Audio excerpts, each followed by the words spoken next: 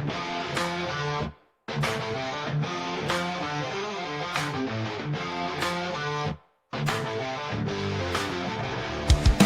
war and darkness we ignite the spark. Flames of fury like the callous heart. Steel meets leather, flesh on fire. Adrenaline rush, burning higher and higher. WrestleManiacs attack, no turning back. WrestleManiacs attack under the blood moon.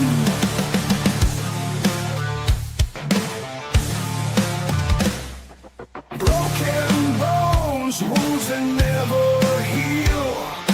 Minds on the edge, feel the raw deal. Chaos in the ring, sweat dripping rain.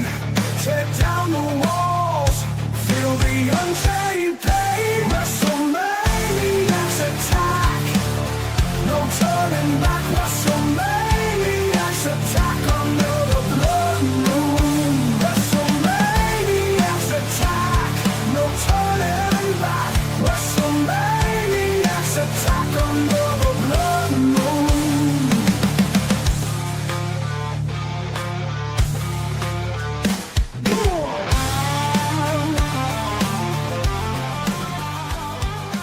Welcome to WrestleMania. Brother. Hey, what's going on? What's going on, boys? How's everybody doing tonight? Doing pretty good. I always like WrestleMania weekend. I actually, to devote Saturday and Sunday to wrestling, I think it's kind of cool. Once a year, it's always fun. Well, they do that now for a couple events, no? Or is it just Mania and SummerSlam? SummerSlam, but I'm sure the Royal Rumble is coming at some point. They're going to do that 2 nights eventually as well.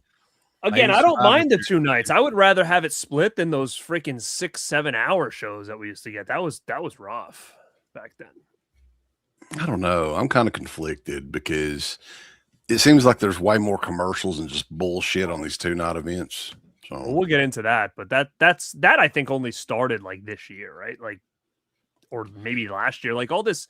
yeah, ESPN last year and is pretty Netflix and shit, noticeable. like that. That's a big issue, but yeah, I guess we'll talk about it. I mean, I don't know we if don't- we'll have difference of opinions or all kind of agree on some stuff, but I definitely think tonight outshined last night for sure. Oh yeah. I mean, Yeah, I we don't- enjoyed last night, but yeah, tonight was a much better night. I think of the matches at least were a bit better on tonight's show. Most of them were actually pretty good, aside from maybe one, which we'll talk about. One was like not so good, but it's always fun to get together and do these post-Mania shows.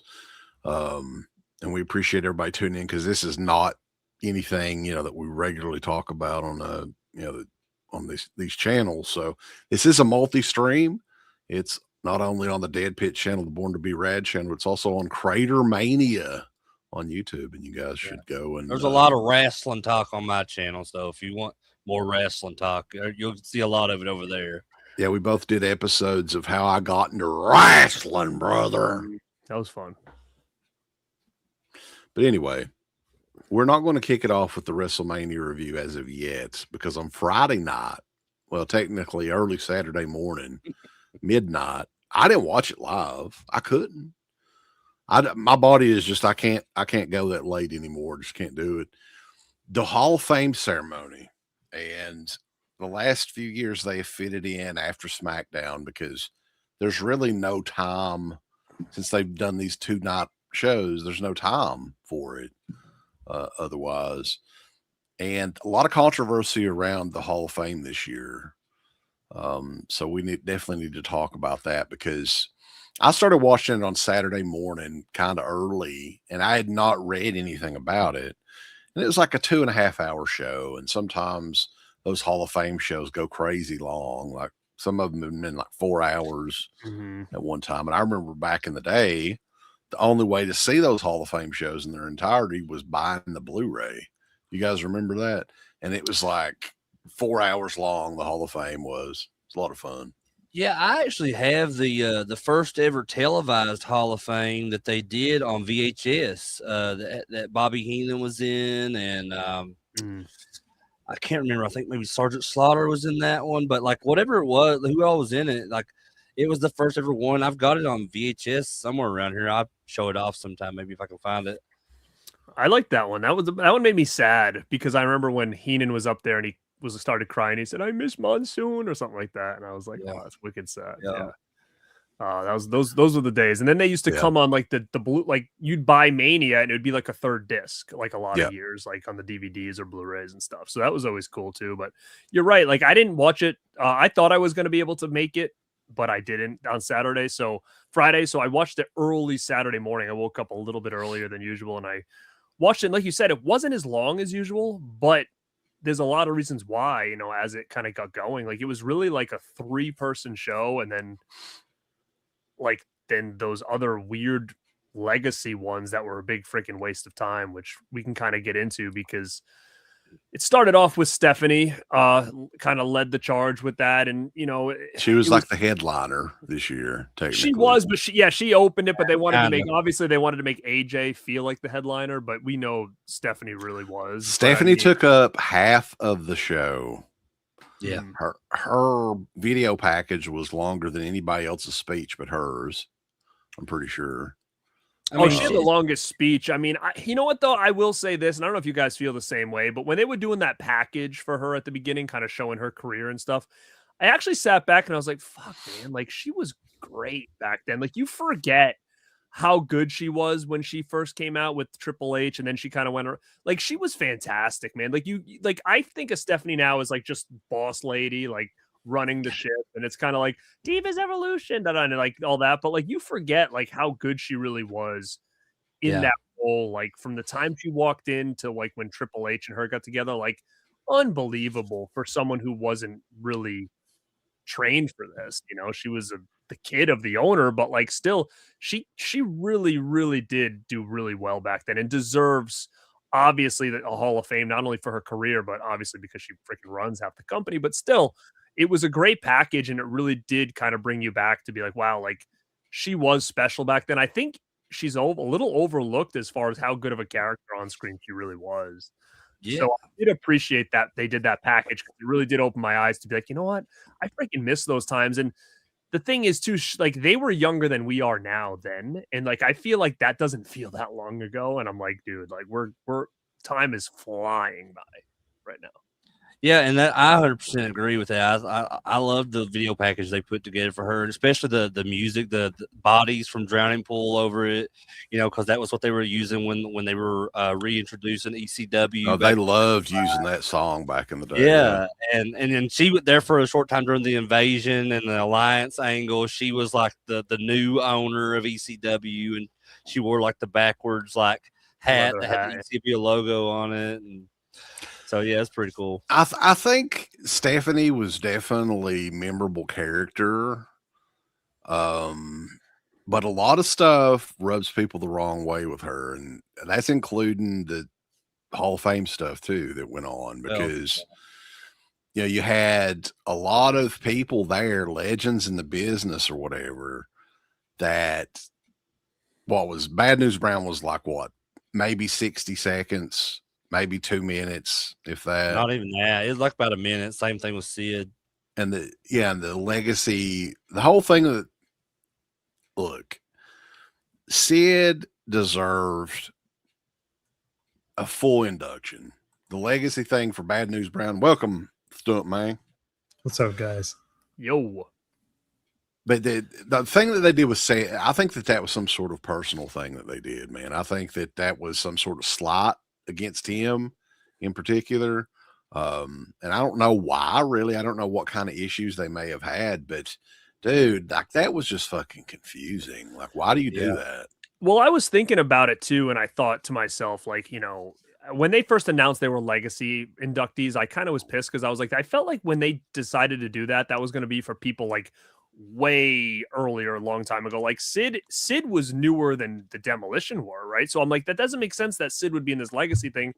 But then I started to think, like, do you think they're going to start doing that for people who have already passed that can't go on stage and give these speeches anymore? Because you're trying to think, like, who would have given the speech? His kids? Like, I get it. I wanted more for Sid, and I feel like Sid 100% got fucked over in that whole thing. Imagine being his family coming out and they're saying, Sid in the Hall of Fame, showing you wave, and that's it? That's all you're there for? Like, it sucks. And Sid was awesome, man. Like, he deserves every piece of recognition he can get. But I'm just thinking to myself, do you think going forward, if the person's not alive, they're going to try to just kind of get through it and it is what it is?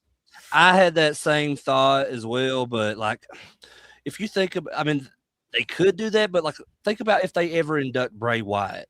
Do you think they're just going to have Bray Wyatt as a legacy induction? Because I don't think they will. I mean, but you'd have people that are around now that can talk about him and stuff, where it's like back then, it's like, who's going to come out and talk about bad news? Maybe Brett could have, right? Maybe, because he was in the Canadian Fed with him, wasn't he? And they even had, I think, they had a battle royal at one of the WrestleManias that like at the last two was Brett and Bad News Brown. Bad News Brown wins it. He has the trophy. Brett comes back in, destroys the trophy. You remember? Oh, so Justin said too, there was no Sid merch, but there was Rodman merch. I'm gonna look at the site. If there's a Sid shirt, I want it, but I don't know. There's not. I don't think there is. I mean, I haven't looked myself, but I know that Sid's son made a whole big post about all that shit, and like he claims that there wasn't any. So yeah, I saw that too. That's wild. I just think like with Sid, Bad News Brown, he was a memorable character for sure.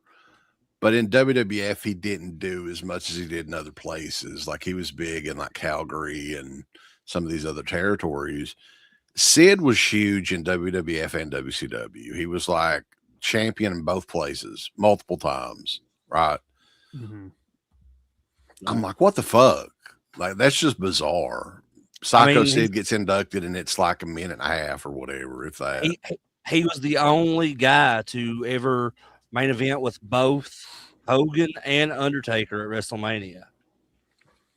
Yeah, I mean, it also too with Sid, it's one of those things that, like, if you would ask AI, show me a wrestler, that's Sid. Like, I used to say this to my uncle all the time.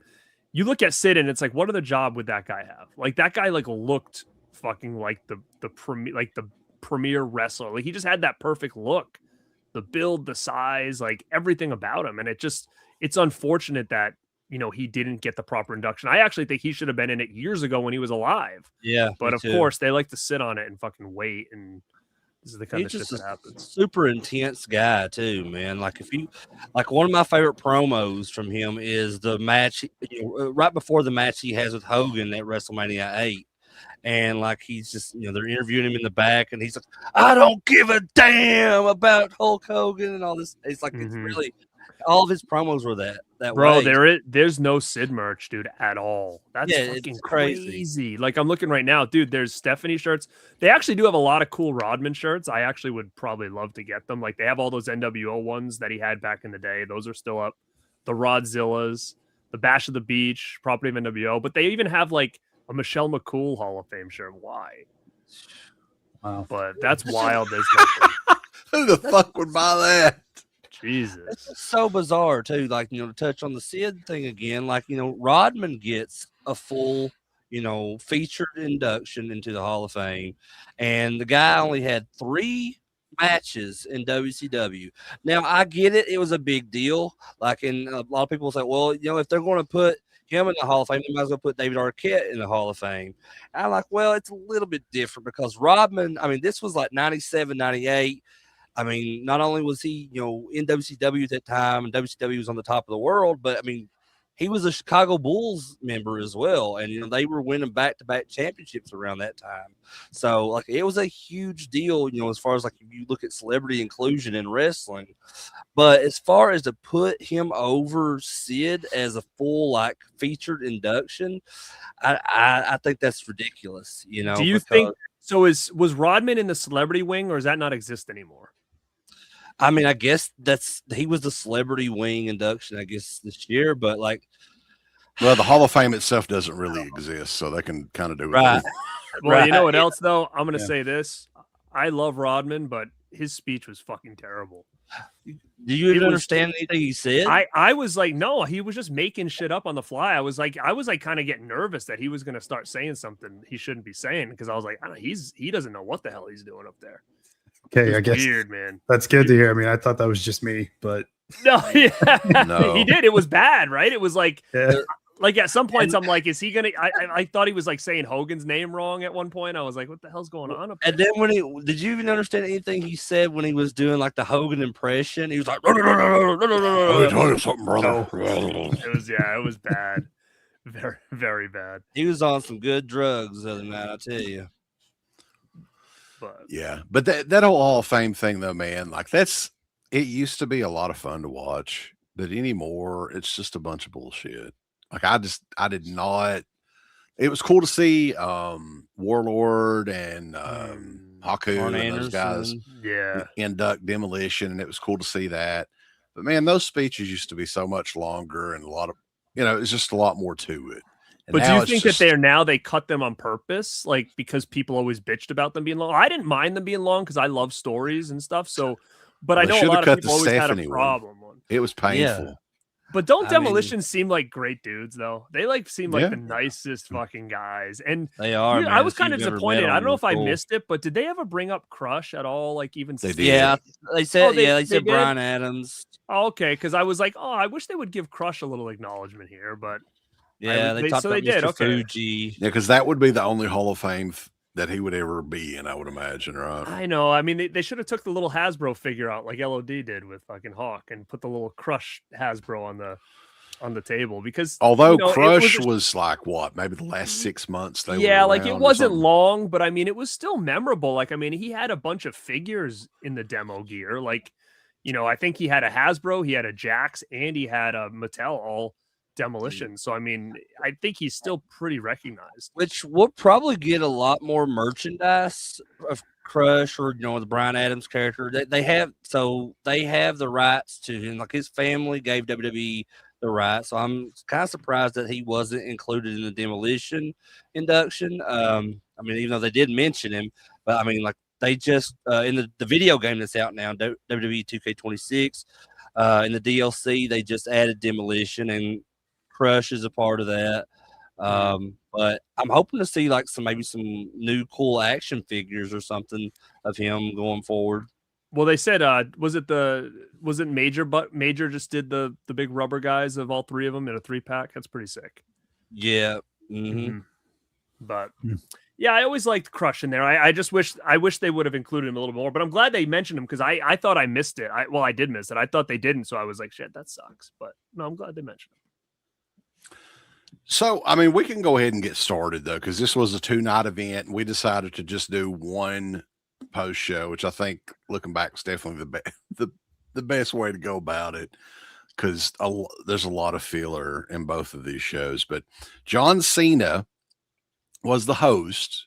They brought him back. He had just retired, 3 months ago, Yeah. and already brought him back to host WrestleMania. Which, have they had a host? When was the last time they had a host for WrestleMania? Didn't Hulk Hogan did it at 30, right? And then Mhm. Seems like the the Rock, New Day was a host at one time. the New right, or Day was something. I think at 33, WrestleMania 33 maybe, something like that. That's the one that the Hardys returned at. I know didn't the Rock host it one year? I Yeah, think he he was did. like 27. 27, shady yeah. one. Mhm. You know, the thing about The Rock, though, I think tomorrow he's going to say he probably would have booked Mania different. Yeah. He'll say that. I wouldn't be surprised. I would have did it different. But yeah, he came out. He's not the wrestler Cena now. He's like got the big nice suit on and everything, and got the Vince hair almost. And I mean, his stuff was pretty much just throwaway on this. But the opening match, of course, they were congratulating Michael Cole. 25 WrestleManias he's called. That's crazy, right? That's insane to me, right? Yeah. Yeah. But they've always loved Michael Cole, and he's been there longer than anybody else as far as doing Who would have the ever announcing. thought? I would have never in a million years thought Cole was going to be the guy to take over after Jim Ross. Like I No. would have never guessed that looking at that. You roster you back not then. are you not a Michael Cole fan, Garrett? I don't mind him, but I don't. To me, like if you tell me like greatest, I would never have included. Oh well, I think he's up there though, in my opinion. I don't know what if it's just my age, but like when I think of it, I just think of like Heenan, Vince, Gorilla, and Jim Ross. Like those are the big ones that I think of all the time. Oh yeah, those are and I put. Tony I'd even Schiavone say I would even too. say Shivani. Yeah. Yeah. Brockzilla, what's going on, man? Thank you for the super chat. I'm surprised they let Sid's son come out on Saturday after he shit on the whole thing. He has the same haircut as Sid, though. I was kind of. He looks like he's almost as big as his dad too. He's a big guy. What was his name? I can't remember his name, but they're gonna put him in the. They're gonna hire him after he said that to make him feel better. You're going to NXT, pal. Oh, all right, cool, thanks. And what was the little cowboy guy? What's his story? Yeah. Some close family friend is all I know. And then like there's photos. That was his neighbor, I think they said, because like he came out with Sid once during his like the late 90s WCW run. And seems like there was like something backstage with him too, like when he was in WWF. But I think they said that was like his neighbor back then. But I could be mistaken. I don't know. Sid like the little cowboy guy. Yeah, they were close. Little Sid, little psycho buddy. But opening match though, 6-man tag, LA Knight, the Usos versus Show Speed, Logan Paul, and Austin Theory. There's several matches that seemed like they were just thrown together on the show, and this is definitely one of them. But they chose to open the show with this. What'd you guys think of this match? Fucking glorified Raw match, but like, I will say this: I think if like watching Show Speed, he looks great in gear. He like looks like a wrestler. He did well for a guy who's just like him and Logan. I'm thinking to myself, like, damn, these guys just fucking catch on pretty quick. I wouldn't be surprised if they offer him some kind of contract at some point. So yeah, he had really cool looking gear, but something I didn't even realize until my little nephew pointed out when we were watching it. He said he's dressed like Danhausen, and I was like, "Holy shit, he is!" He's got like the black and red like gear. He had the cape on. Yeah. Oh yeah. Do you think that they did that on purpose because of the little interaction with them, or possibly? I don't know. Huh? I didn't think about. I noticed he had a cape. I thought it was weird, but I didn't think about anything with the Danhausen. But, yeah, he said that. I was like, oh my gosh, you're right. But I thought he did great. But it was almost like this whole match was like dedicated to like put Speed over, kind of, which was strange. He did a lot better than I thought he would do, honestly. Yeah, same here. I figured he'd be the one to take the pinfall. Like, me too. Having the other guy take it, I was just really shocked. Wait, who took the pin? Theory. It was, yeah. Oh, did he? Like Poor one Theory. half of your tag champs. Like, Theory came back crazy. just to be He's a a shitty jobber guy of the again. group. Like, Yeah. But he came back as like the mystery guy just to be back to jobbing. Like, what's the deal with LA Knight? Is like one of those guys that always seems to be popular, but they never do anything with him. What do you think that is? I think there's a little bit of jealousy probably with Triple H, and sees a guy of that size that's good on the mic, and I think there's probably a little bit of like pushback, and maybe LA Knight's the type of guy that speaks his mind, and they don't like that, and I think there's something there backstage that they're not letting him just go all the way, because what's the harm? Like why hold someone back? If it doesn't work, it's not going to work. But I feel like they've done that way too many times with people that were over that totally fucked them up, when it's like, dude, you can make money off of this guy. Just let him go. If it fails, it fails. Like, what do you have to lose? I feel like, and you may love or hate this guy, but I think that they fucking pulled back on Ryback when at a time where he was white hot, and they probably should. They did. But I mean, I think that they had an opportunity to make this guy a big star, and they pulled back, and then he never ended up gaining that momentum again.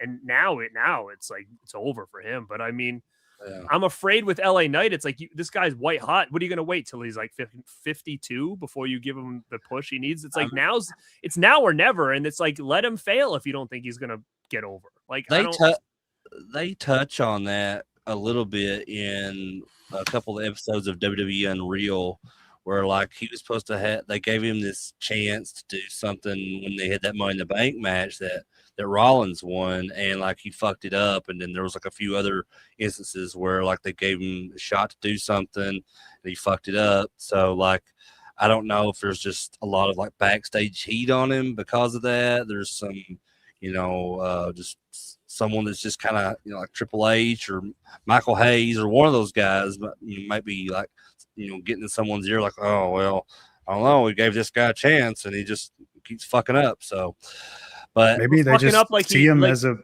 upper mid tier guy. Like that's probably just the way they view him, like, yeah, they don't see anything further out But of I him. do think he's the type of guy that could be utilized in so many different ways in the future. I just don't want him to be like a flash in the pan. Like I think, let him run with, even if it's a like the mid card title, see how he does. Or if they want to push him, great. But like I can see LA Knight transitioning into like a commentator, like a Wade Barrett. Like I think he has that. Like to me, he feels very, I'm not going to say macho man, but in the sense that he's just got a great character where like when he's on the Slim Jim commercials, it's kind of like, yeah, he belongs here. Like I get this. Like it makes sense.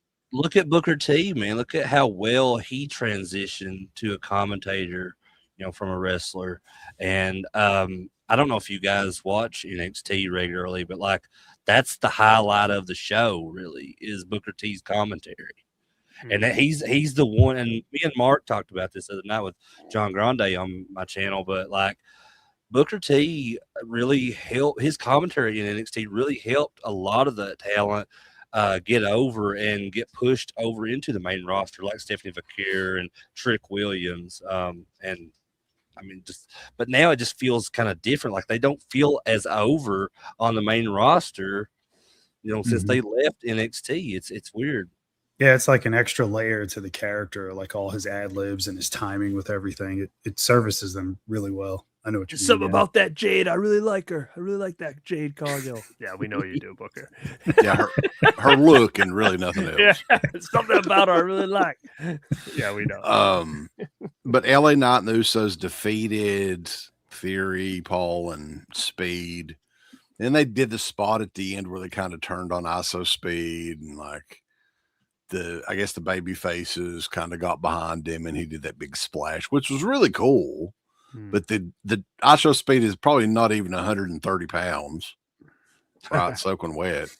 He was like gliding through the air like a fucking paper airplane or whatever. And I think you called that too, right, Mark? Didn't you say you thought that Speed was going to turn face at the end of the match? I thought it was a possibility, but I didn't think they'd do it. I thought he'd be the one to take the pin just to protect the Vision. So I was way off on that one. Now they're like making him a bigger star than Austin Theory in like one night. But you're in for a long night though, because this kind of started here because the matches, and I think Mark was keeping up with like the match time versus the ads and the entrances and all this. And it adds up, man. Like it was so like I was watching on German Netflix, right? That's what I watch it on. And they kept playing the same 3 or 4 different like trailers for the Hulk Hogan documentary, which looks pretty good, by the way. But I've seen the same 3 trailers like 8 times over the last 2 days. But yeah, we're talking what in between the matches, at least 20 to 30 minutes of bullshit. It's a lot. Mm-hmm.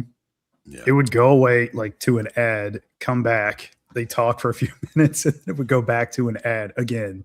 And then you'd have to wait again for wrestling. So but that's the thing. Like what we've never had this every match, like we're starting soon thing before, right? And like it wasn't that bad tonight if they even did it at all, did they? They did it on my feed quite a bit. Tonight too? Mm. I see. I don't remember, but I just remember last night me being like, again. Like remember back in the day, they'd do it at like an intermission, like halftime, and then they would have like the last 3 matches. Like now it's like, what do they need to waste all that time in between for? Mark, are you jealous that I watched on German Netflix? He's like, me too. That's hilarious. Yeah, I mean, I didn't watch it on German Netflix, but I found a pretty good stream that was not ESPN. Wait, am I the only one that paid for this?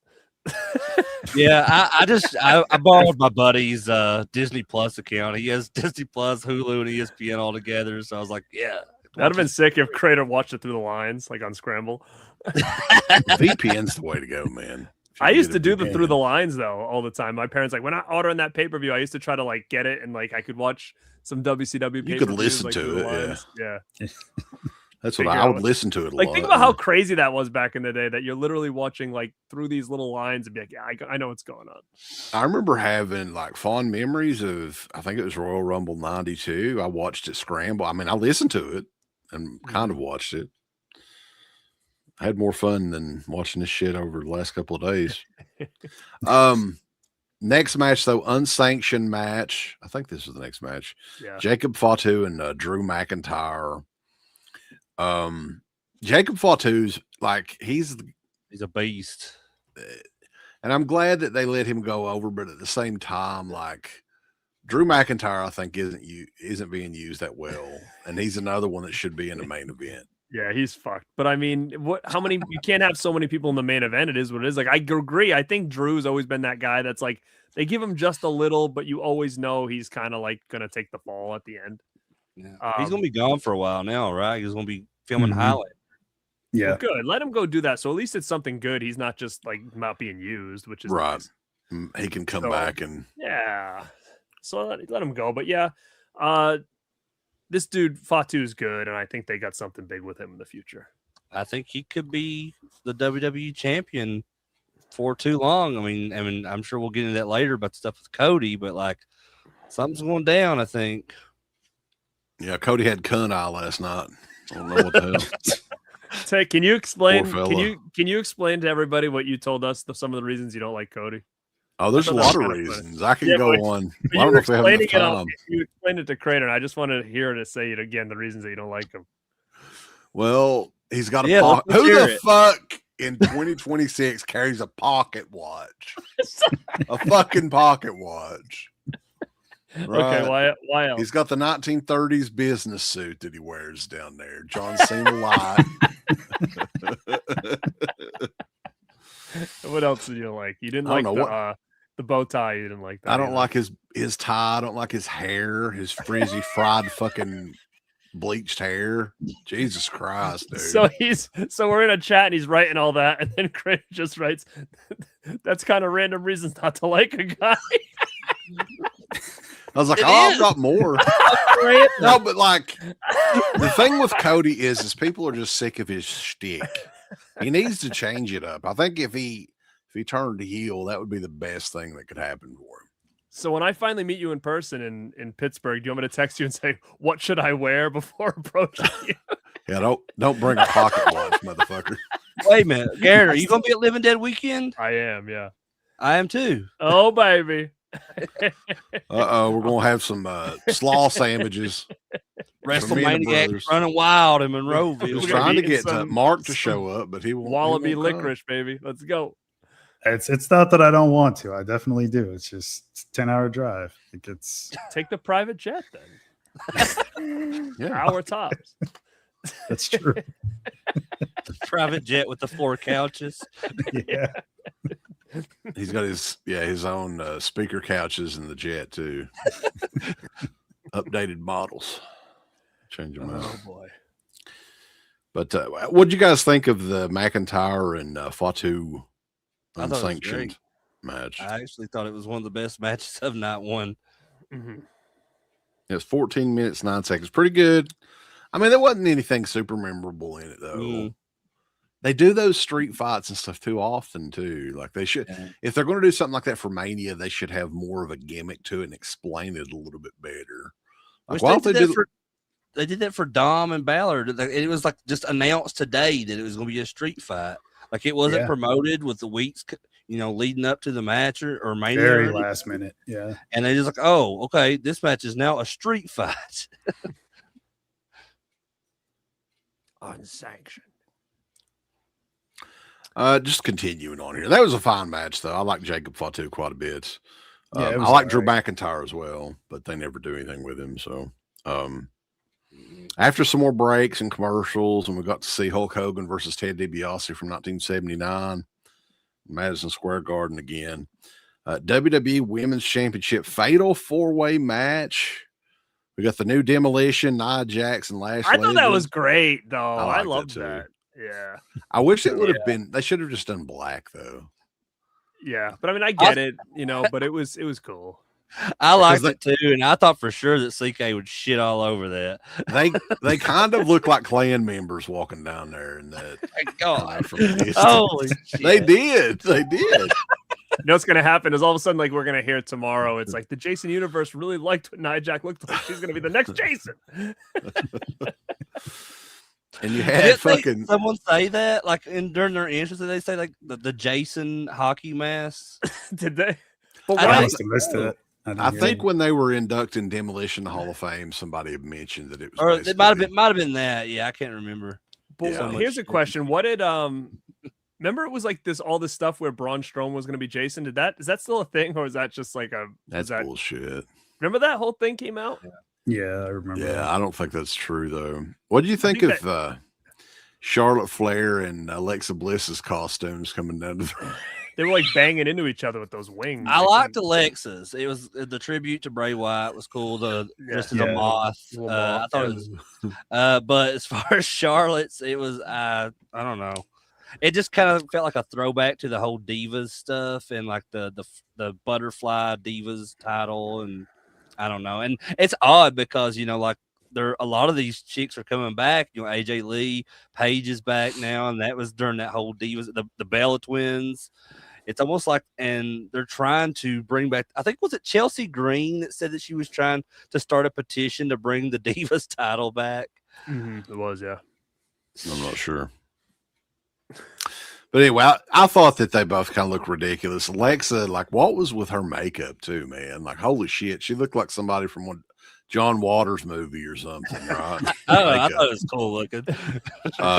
She looked like Glenda or something. Yeah, versus Bailey, Lyra Vaquera versus. They need to be gone, dude. Both of them gone. I don't care. Garrett always like fire his ass. I would fire a lot of people. Bailey gone and Lyra gone. I mean, I like Bailey and all, but she's not gonna go over anymore. She's done. There's too many people that are ahead of her now. It's like a big waste of time for her. She's might as well go to AEW and feud with Sasha and be over. What again. would she be in AEW never... though? What was her name before she was in WWE? I don't even know. I don't know, but she can do whatever she wants. I mean, Sasha calls the shots over there. She'll be fine. Brie Bella. The Bella twins originally, but Nikki got injured. They never did say how. I don't know if she was doing some tricks in the bedroom with somebody or she deflated one of her tits or something. Yeah. But I had heard rumors though that Paige was going to be the replacement, so I was kind of expecting that. And yeah, she came out. Her first match, I think they said since 2017 in WWE. So I didn't realize it had been that damn long. Holy shit. Time flies, man. She looked great though. Yeah, I'm happy to see Paige back, dude. I'm so happy to see. I would rather have Paige there than Bailey. Like, I mean, I think Paige is a bigger contender at this point if they want her to be. So I was stoked. I always liked Paige, always. Even when she was in AEW, she didn't do much, but I was, it was good to see her back in the ring. I think her career ended way too early back then, so it's good to see her getting, a little bit of more. I hope to see her kind of in the picture, dude, now, because a lot of these girls are getting older and Paige is still young. She's been around a long time, but she's in her like early 30s, dude. Like a lot of these girls are pushing, mid 30s, 40s now. With Paige, because she started so young, like 18. Yeah. The only issue though is her, her back and neck and all that she's had problems with. So just have to see. And that was cool to see. I guess her win the championship, but with the only downside is it's with a Bella twin, and I can't stand the Bellas. But I honestly feel like they're going to do the same exact thing tomorrow night on Raw that they did last year with Becky and Lyra, and they're going to drop it. Either Paige or Brie, they're going to turn on the other, and they're going to drop the titles to someone else. Because if you think about it, it's a weird pairing for tag champs. Yeah, Paige and Brie Bella it's a really strange pairing, and I don't foresee them holding those titles long. But if that's the case, don't you think they could have on the fly been like, yeah, let's not just have them win because it's stupid. Like, You know what I mean? Like they should have just called an audible and had someone else go over, but to like have Paige come back, win a belt on her first night back, and then just lose it just on Monday, it just feels like what was the point of even going to that route at that point? I mean, I'm not really like surprised at anything anymore when it comes to the booking, you know. So Nope, we said the Bellas are gonna win. No changing it now. Like then who would win tomorrow? Probably someone from that match. maybe I think Bailey and Lyra. I would no, think. they're not winning anything. I think Nia Jackson, that other chick, probably should have won. To be honest with you, I thought for sure though, because they had the Charlotte and Alexa come out there as fucking butterflies, that they would have some sort of big hawk thing for fucking Lyra, but they didn't. Like she's the bird lady or whatever usually. Yeah, but they're probably like something no that wings happened. tonight. So something tells me that they're done with her. Like I think that because they normally cut wrestlers around a week or two after Mania. I think she's one that may be getting cut. I do. I hope not. I mean, but you can't save like Lyra everybody. more than I did. That's But true. what is she gonna do? Like she's not gonna be anything. I mean, they don't even know what to do with Oscar. The fans don't really like her either. She's not getting a response at all. It sucks, man. I really like Lyra for some reason, man. Like I thought I was, but then when I watched Unreal and they kind of featured her on there, it just seems like, you know, she was really genuine about wanting to be there and everything, and she's really, this is something that's really important to her to kind of to make it, and just it sucks to see that she's really not gaining any kind of success or developing any, you know, as a star in WWE. And I really want it for her, but it just doesn't seem like it's going to happen at this point. I mean, I think they've given her way more opportunity than she deserved early on. I mean, think about all the shit she's already accomplished, and she's never been over, ever. Yeah, I know. And you have people like you said, like Stratton's not on Mania, Chelsea's not on Mania, Asuka's not on Mania, and then you have Lyra. Io's not on Mania. That's what I mean. So it's like she's lucky that she even had a match, because like there's other girls that are over that are sitting in the back, like at catering, when she's out there getting zero reaction that she hasn't had at all. I mean, I definitely think she's about done. That Kiana James girl, I think she's really good, but she just doesn't have a gimmick. Who is this? I mean, Kiana James, she's like the mouthpiece for Julia, the other Japanese girl that's on SmackDown. She's a wrestler though too. She's the women's US champion. And then she was in the women's elimination chamber. Oh, is she the one with like she comes out with like the schoolgirl outfit on or whatever? Yeah, something like that. Yeah. Okay. Yeah. She's cool. She's kind of bigger, right? Like tall. She's muscular. Really. She's kind of Is that muscular. what I'm thinking of? Big fake titties. I've never seen Julia because I watched SmackDown last week. That's the only time I ever watched it. So I've never seen her work at all. So they haven't given her much to do. I found it interesting that they, you know, she's the U.S. champion, the women's U.S. champion over on SmackDown. And then, you know, Io Sky, one of the biggest women's stars in the entire company. There was not a single Japanese WWE star on WrestleMania this year, was there? No, they made them all sit in the back. It's like Io came out or whatever. I mean, Shinsuke over here. She was in like part of that, but like, I mean, she didn't actually have a match of her own, and like they're not doing anything with Nakamura unless just having him like having backstage segments with Tama Tonga on SmackDown, and I don't know. Put asses in seats, brother. I don't know what they're going to do with all that shit, but I'm just tired of the MFTs. I know that. Fuck those guys. Yeah, they'll be on the chopping block too. Fucking corn on the cob, whatever his name is. He's gone. Who said Shinsuke? No. Jesse Mateo. Oh, JC Mateo, man. I don't watch SmackDown, so I forget they're still around. Oh, damn. Anyway, Still continuing on. there?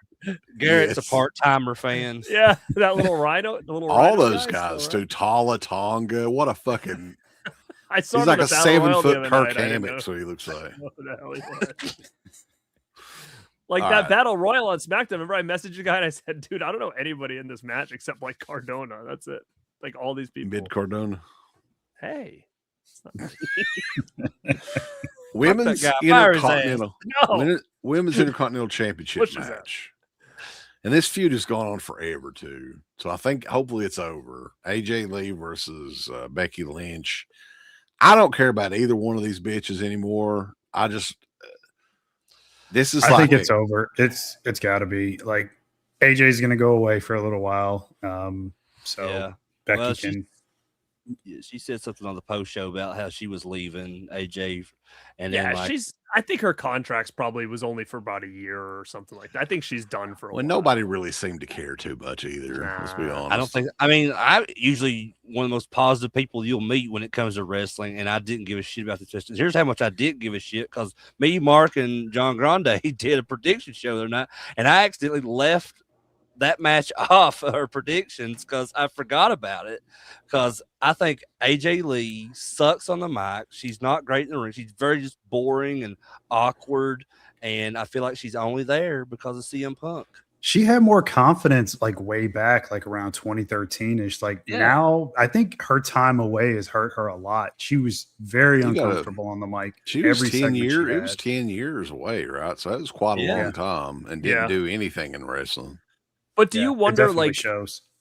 do you think it's a confidence thing, or do you think she just doesn't want to be there and she's pretending to want to be there, and that's where it's coming off I weird? think Because 100% that's what it is. when I met her, and again, when I met her, it was closer to when she was around than now. This was years ago, but I mean, she kind of was very standoffish to everybody. Like it almost seemed like she didn't even want to be there doing the autograph signing and meet and greet and stuff like that. I don't know. I just feel like she's there because Punk probably begged her to do it because it's going to make him look good in the WWE's eyes, like getting More her money back for them as a family. yeah, too. and I think she probably was just like, "Yeah, I'll do it," and then I'm out. Like I just feel like she just doesn't. It's not in her anymore to care. And I think she was good back in the day, but I think that was a weird time in wrestling. Like you said, it was more like the Bella era that she was feuding with and Caitlyn, and so I don't think she's ever really had to work with some of these better wrestlers. Like because she left kind of when Paige got there, so I don't think she kind of really had an opportunity to work with these women that can really go. And I think I like AJ, but I think she's just over it at this point. It was cool to see her come back, but if she's gone now, it's fine. Got another super chat here before we move on a little bit. What's going on, Michael? Lyra is a great wrestler. She just needs a little edge to her, something to make her connect. I would much rather see her than Lash or even the Bellas at this point. I mean, the problem is that in WWE you need to connect. So good wrestler or not, like then she needs to go to TNA or AEW if that's the case. I mean, she's a good wrestler. I'm not saying she's not. I'm just saying to be a star though, you need to connect with the audience. You could be a terrible wrestler, but if you connect, I think like Jade Cargill's not a good wrestler, but she's connecting a lot better than Lyra is as a character. So they're gonna keep her over Lyra. I just think it's. You're right. She needs an edge, but I just don't buy it from her. Like, could you even see like unless she can really snap into like a weird, crazy heel, I just don't look at her and think heel to me. Mm-hmm. What do you guys think? Yeah, She's I don't know what definitely you do with her. Yeah, unique for sure, but I don't know what you do with her now. They already gave her that title run. She had the feud with Becky, so she's done the mid-card thing for the title there. She's not going to go up against Rhea, so she's just going to be floundering, I think, for the next few months until they find a spot for her. It's tough, man, because like most of these shows, I mean, I know sometimes they have multiple women's matches or whatever, right? But you've really got to show something, and the crowd's just never been behind her. It's like almost sad, really.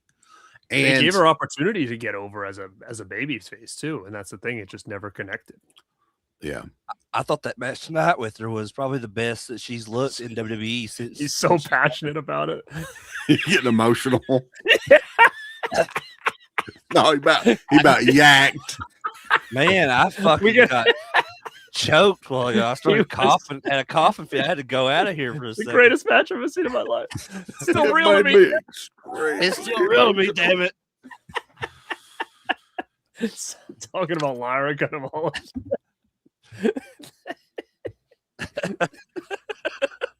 Something else that somebody had noted on here, though. Becky Lynch had not had a singles match against anyone other than AJ Lee and Maxine Dupree since August of 2025. I think AJ, I mean, I love Becky. She was my favorite for a long time. She does not, I don't care about it anymore. I think her time's kind of done.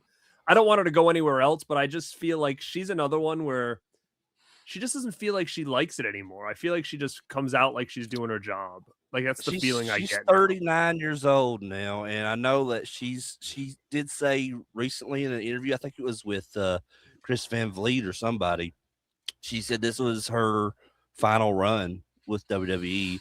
And I think she said once her contract is done, like she's just going to focus on being a mom. Sad again. Yeah, no, I think that's probably the best thing for her now. And then maybe come back later down the road and do like a one-off, but Yeah, do some Trish Stratus appearances. But I'm gonna just bring this up really quick. Mm-hmm. He's the majority of his right. I agree, and that's why when I talk to you guys and I say I'd fire all these people, and that's the reason, because then nobody's over. Like there's so many guys on the show tonight that are over, and if they went away tomorrow, nobody would give a shit. And it sucks. It's sad. Why aren't they finding people that are like connecting? Is it because ticket prices are way too expensive and no one's showing up? I don't know. I think a lot of it is the booking, at least from week to week with Raw and SmackDown. I mean, Crater, you could probably second this a little bit. The character work is just not anywhere near where it should be. Like it's way off. Like they're not building people well enough on these week to week shows, at least to me. Like it's just not there.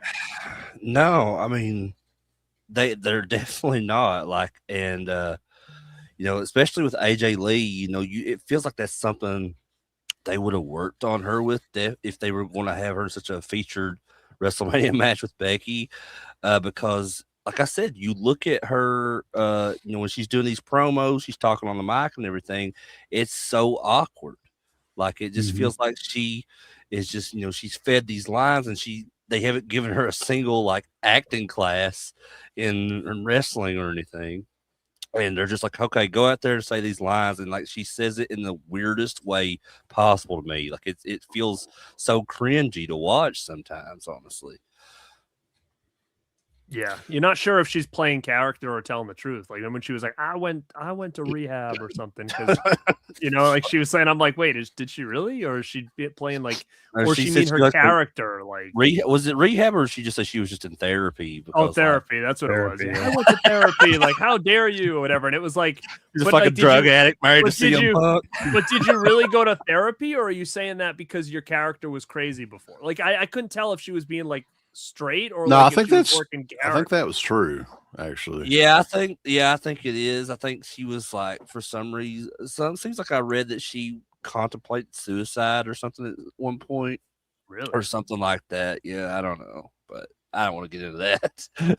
Carter Redemption with a super chat. Developmental is good at making an entrance. Nothing much character-wise beyond that.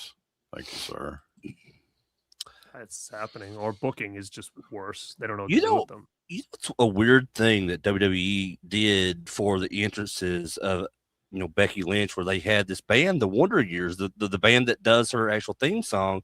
They're supposed to be performing live, but there was like a miscue, and like the music started before the guy could start like singing into the mic. And I'm like, so they're having this guy lip sync, and the band is not really playing. I mean, when did they start doing that shit? Because as far as I know, all the bands that performed live before WWE was actually performing. But was that really what was going on? Because, or do you think that there was some kind of like weird timer with the show? Because even like tonight when Rhea came out, she was singing her song, but it wasn't even matching the words. So like, do you think there might have been some kind of weird like with the monitors or something? Yeah, like it was like I noticed that a lot last night, where everybody was mouthing stuff like Liv Morgan, I think, what I was hearing. Yeah, I noticed that too. So I think that they were really singing it. I just think we got a weird. It was coming off weird on the TV. Yeah, that's the way it came across. It's like, because definitely what I seen on TV was like the vocals started for the track, and then like he like missed his cue, and it was like he started after the vocals had already started. So I was like, okay, so I know. Lip syncing. Yeah, I think it was what we saw versus what was reality. I think there was something, because everybody was off. Like every song that came on and the wrestlers were mouthing the words, they were off. So I think it was definitely something of what we were seeing versus reality. But when they when they said now introducing the Wonder Years, I'm like sitting there waiting for Fred Savage to come on. I'm like, what the fuck is going on here? Play some I fucking didn't Joe those guys Cocker. live. Yeah, I I've didn't actually even seen that I didn't band even know. live. Like, I've never heard of that band in my life until tonight. Yeah, I like them. Like I was surprised when they actually, because they're kind of a very random, like post-hardcore genre band, and when they got them to do Becky's music, I was like, oh well, the only way they've had to do this because Becky probably likes that band, and but I've seen those guys live a couple times, and like they really put on a good show, but like that's why I was so kind of let down. I was like, is WWE really just going to have these guys like mimic a backing track or something? Well, I know That's a what lot it of the- sounded like. It a didn't lot of sound the live. times it's easier for them to just do that rather than set it up for them to play live and it actually sound good. Because I know a lot of like live TV shows and stuff would rather, musicians just do that. Mhm. So maybe that's I would have part of it. rather seen Jason Hervey out there, to be honest with you. But He was at the Hall of Fame. Did you see him? no, He was in I the didn't see him. crowd at the Hall of Oh, Fame. then he should have came out when they said. I'll the have Wonder to Years. clip it and send it to you. But Jason Hervey was he I there mean, with Missy Hyatt? Yeah, I don't know. he's That's doing like it, Eric yeah. Bischoff's best friend, right? Get back together, yeah. He hooked back up with Missy Hyatt. Anyway, Gunther versus Seth Rollins, right? This is another one that was simply just thrown together. They didn't really have a history or anything. I think they were kind of alluding to Heyman, maybe paid Gunther off or something, right?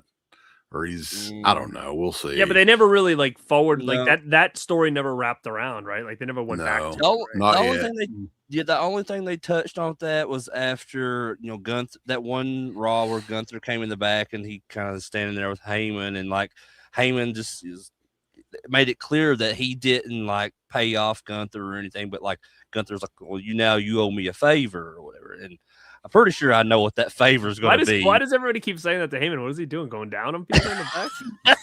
Yeah, Like everybody's like, now it's my turn to get that. You owe me a favor, brother." sexy favor, baby.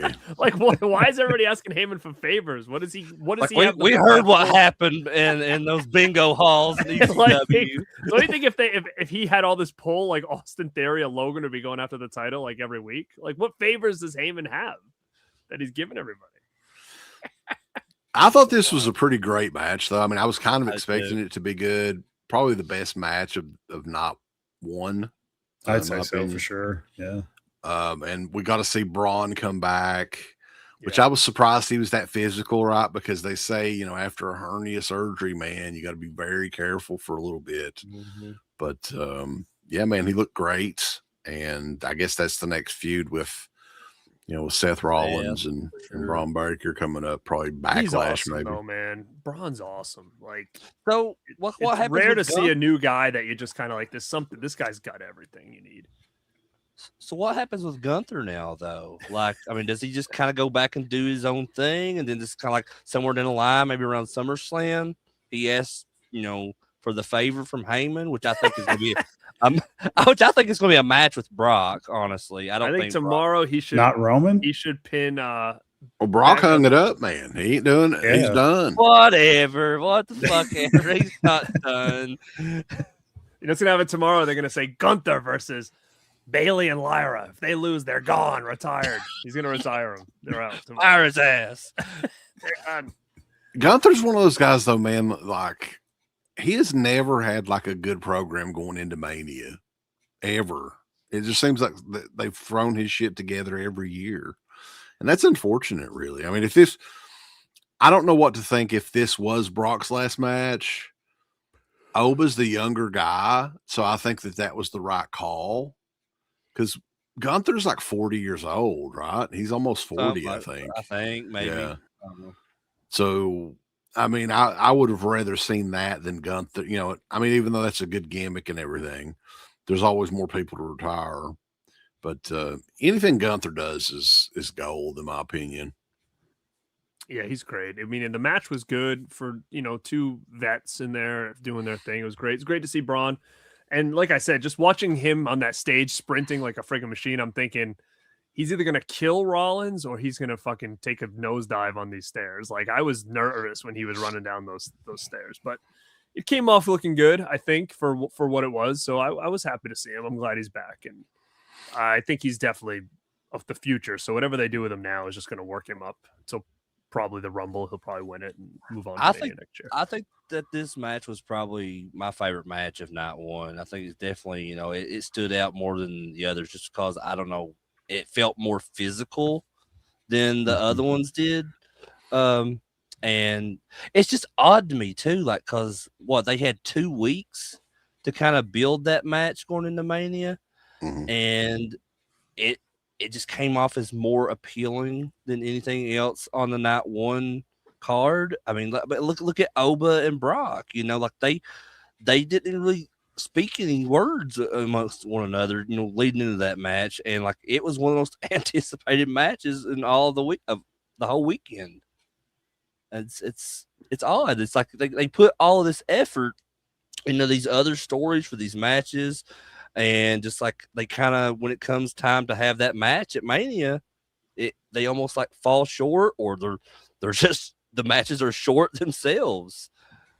I don't understand what the process is behind that. The whole booking has been weird. The storylines have been weird.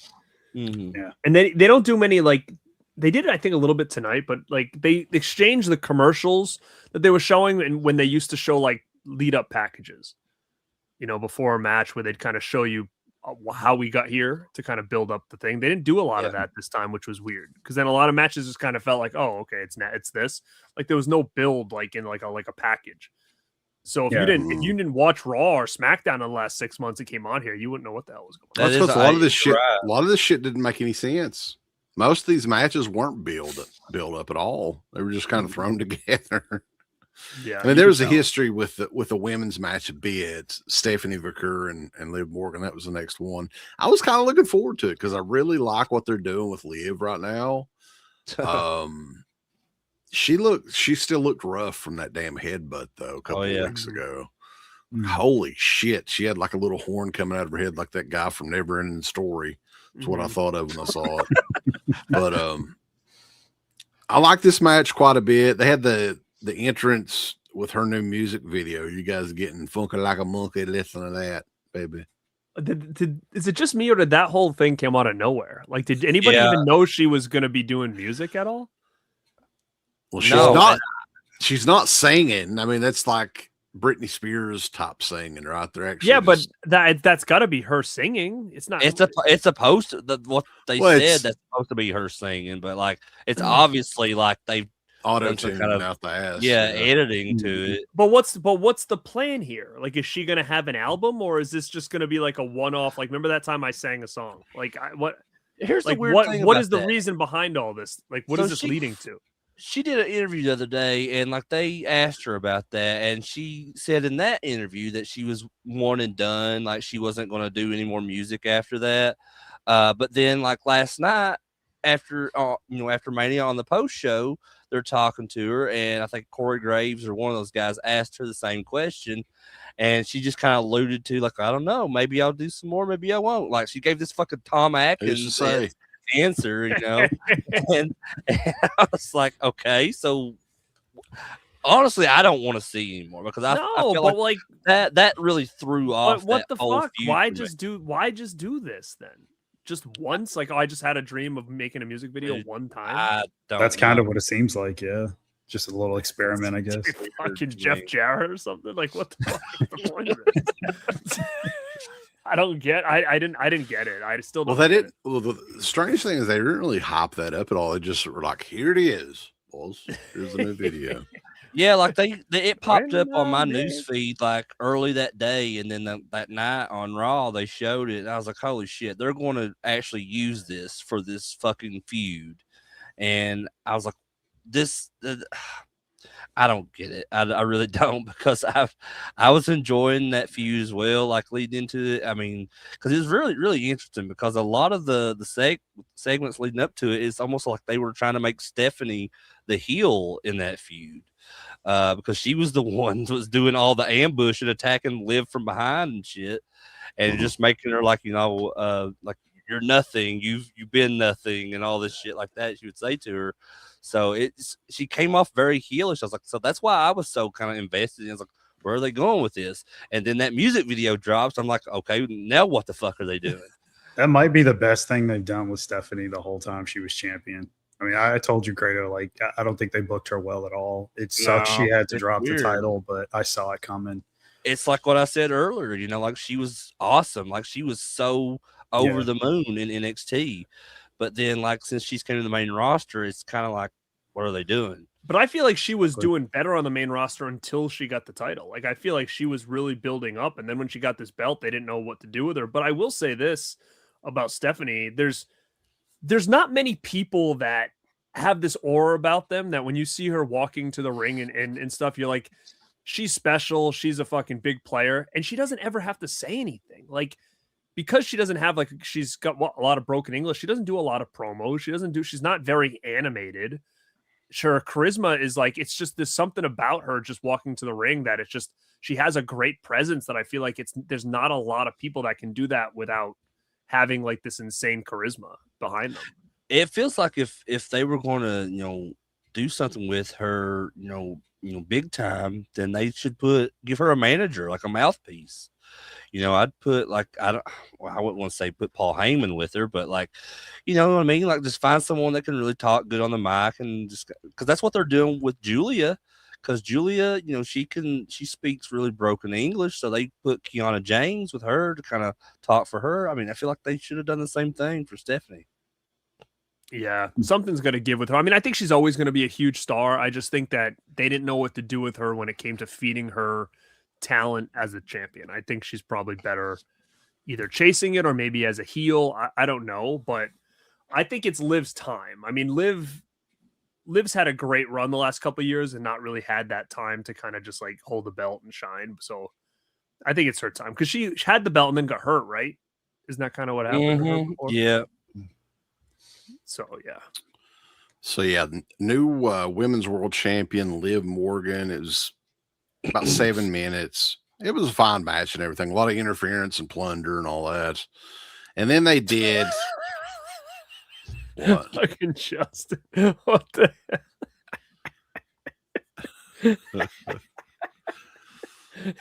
Justin Smith. Listen, I'm not gonna lie. I've thought the same fucking thing before. He's like, I'm not in it for conversation. I didn't know her boyfriend was deaf. No, I had no idea. Yeah, Miles They Bourne, do sign language. He's in NXT, and so like he actually was on NXT the other night. He made the comment, like saying that after the show, he's going to celebrate with his favorite dessert, and he like winks at the camera. That's all he can. She's like, are you talking to me? I can't hear shit you're saying. Let's go. So John Cena comes back out, gives the attendance number. Who knows if it's real or not? No, why do they have to do that tonight? We all know that shit wasn't sold out, not even close. So why even like go out there? And They be did like, it both "This is how many nights." Did he say it was sold out? But no, but I'm saying if it's not sold out, why even do this? Like, Yeah, I don't because know. It's tradition. I mean, 50,000 is a lot of people, but like it feels very small compared to previous like attendance records with WrestleMania. You know, like 90,000 or whatever. We need to quit charging fucking $50,000 for tickets or whatever. Well, that's, yeah. I hope that shit's over, dude. That's $10,000 for a ticket to go on Cody's bus or whatever it was. Well, it's like the little names that were around the ring and stuff too. They were selling those. They were selling plaques of those for like $1,000. If you so you're saying your name on last the year it was canvas. 60,000, the same building. So last year they did more. Mm. Okay, that's good. Yeah, It's they good shouldn't to have had know. it in the Like, same fucking building 2 years in a row. I know that's why they couldn't say new attendance record. They couldn't do that. Right. But it's good to see that it wasn't as many people because maybe that'll show them like they need to cut that bullshit out. Like that's ridiculous, and especially for the show you got last night. Imagine paying that ticket for that. No, I'd be pissed. I would have never paid it anyway, but this is me. Bianca Belair, though, come back, man, for the first time in it's been well over a year, right? Yeah. When's the last time she was on TV? Right after Mania of last year, I believe. Mm-hmm. So everybody's excited she comes back and everything. She's got this big fucking gown on, and like it kind of gives away. Like my wife was like, "Oh, she's pregnant, right?" And yeah, I guess that was the big announcement. She unzipped her rose gown and had a little belly. So congratulations to her. Did you like notice like she got a huge pop when she came out there. And then when she revealed that she was pregnant, there was some boos in the crowd. Yeah. Well, it's the fact that she's been gone so long, and now she's going to be gone for at least another 8 or 9 months, whatever it is. So almost she's going to be out. Like she's not going after like she's had the baby and everything. It'll be like almost 2 years, right? Since she would last be on there. They did not have an ad on her belly. I was surprised by that. Yeah. So like when her husband, if they ever put Montez Ford back on TV, they just want to boo him for getting her pregnant. Did you see there was a clip of him where he gained like 50 pounds or whatever? No. He fucking sucks. Oh, you didn't see that? It was like a house show, and he came out like Montez. Listen, like, okay, Montez Ford is fucking talented as hell, dude. He is, but did you see? They showed him on a house show, and he looked like he was like as big as the other guy now. No, I haven't seen him in months, dude. They haven't had him on they TV showed a video of nothing. him on like a house show, and they're like, "Look at Montez Ford." He turned around, he was like, "Go like this," and he's as big as the other guy. If they could get him away from the tag team stuff, the Street Profits, I feel like that dude would have a good chance of being a really good star for the company. But like, do you remember before the Street Profits got together? What's the other guy's name? I don't even know. Angelo Dawkins. He had the fucking gimmick. They act like he was stirring shit in a bowl. Yeah. Well, I've always called Angelo Dawkins the dollar store D'Lo Brown. Remember, like the other guy when the Heavy Machinery came up? I liked them as a team, but then when they put the other guy Dozer by himself, the other guy was fucked. Remember, they got rid of him like right away. Well, you could predict it. Yeah, but they were a cool team with they were kind of very 80s. Like, thought they were kind of cool. They'll be back at some point. Street Profits. Do you guys think this was odd? They had after this segment, they had a Wheatley's vodka. I fucking hate vodka, by the way. God damn, who the fuck drinks vodka? But anyway, Hacksaw Jim Duggan randomly shows up in that commercial. I was like, what the fuck? What? I must have missed this. He was on the German Netflix. That's why we didn't see it. He must have been on the German Netflix. But I swear to God, Hacksaw It was on mine too. Yeah, Hacksaw Jim Duggan's in the commercial in the background. Okay. You have to go back and rewatch it. I'm like, because he's basically an extra in the commercial. But other than that, the commercial sucked. And they did plug WrestleMania 43, Saudi Arabia next year. That's the worst. That's going to be worse than this year. Do you guys think, like, how is that going to work as far as like the Hall of Fame? Are they going to do it over the span of 2 nights?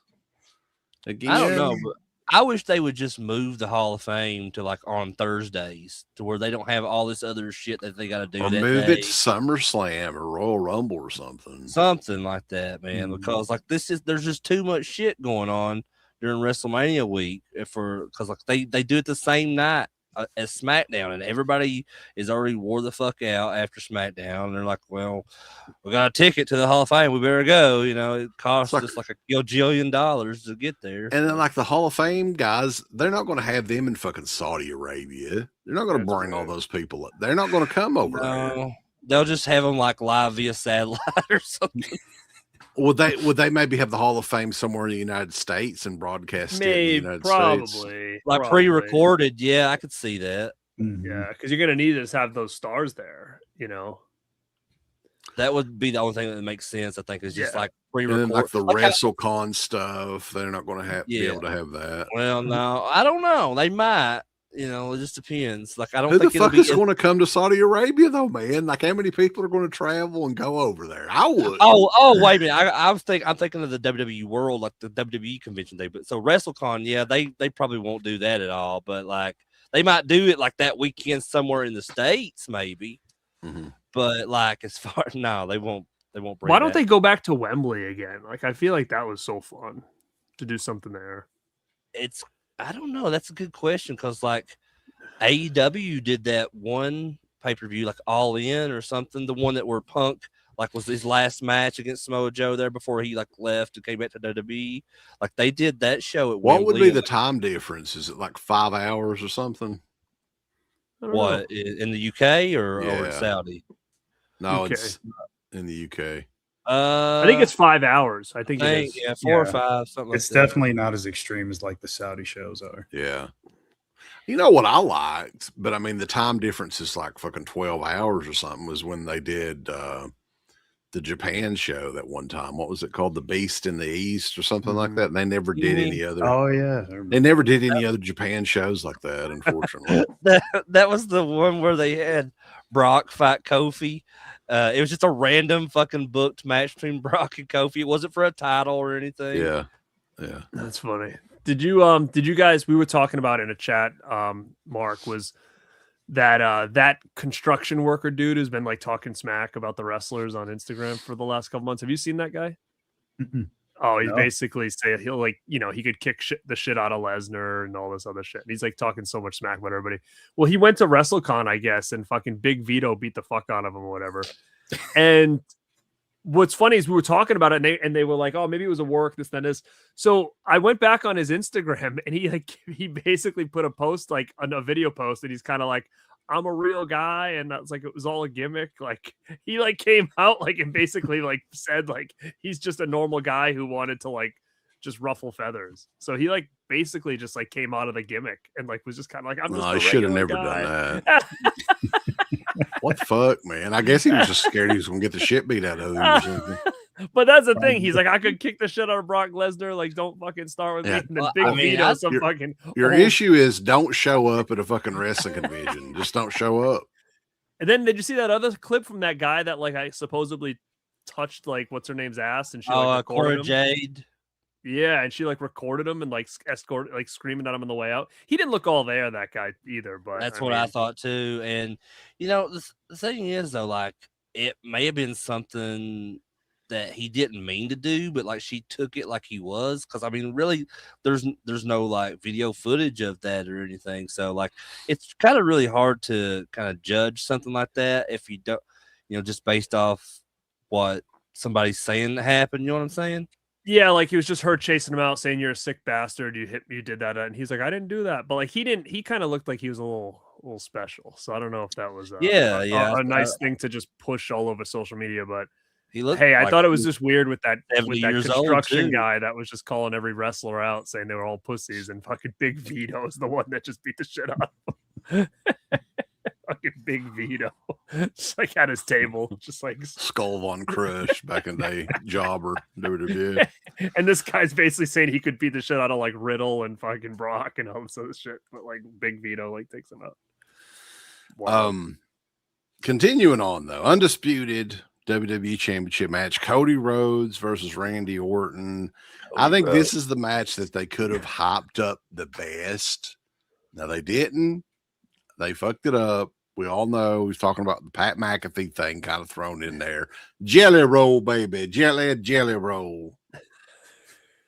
And we knew the match was going to be good. I thought the match was pretty good. Those guys did work well together and everything. Randy Orton's great in the ring. Cody Rhodes, I'll give him credit, even though I don't like his pocket watch and his big, ugly fucking tattoo. Don't like his face. Don't like his hair. Don't like his lisp.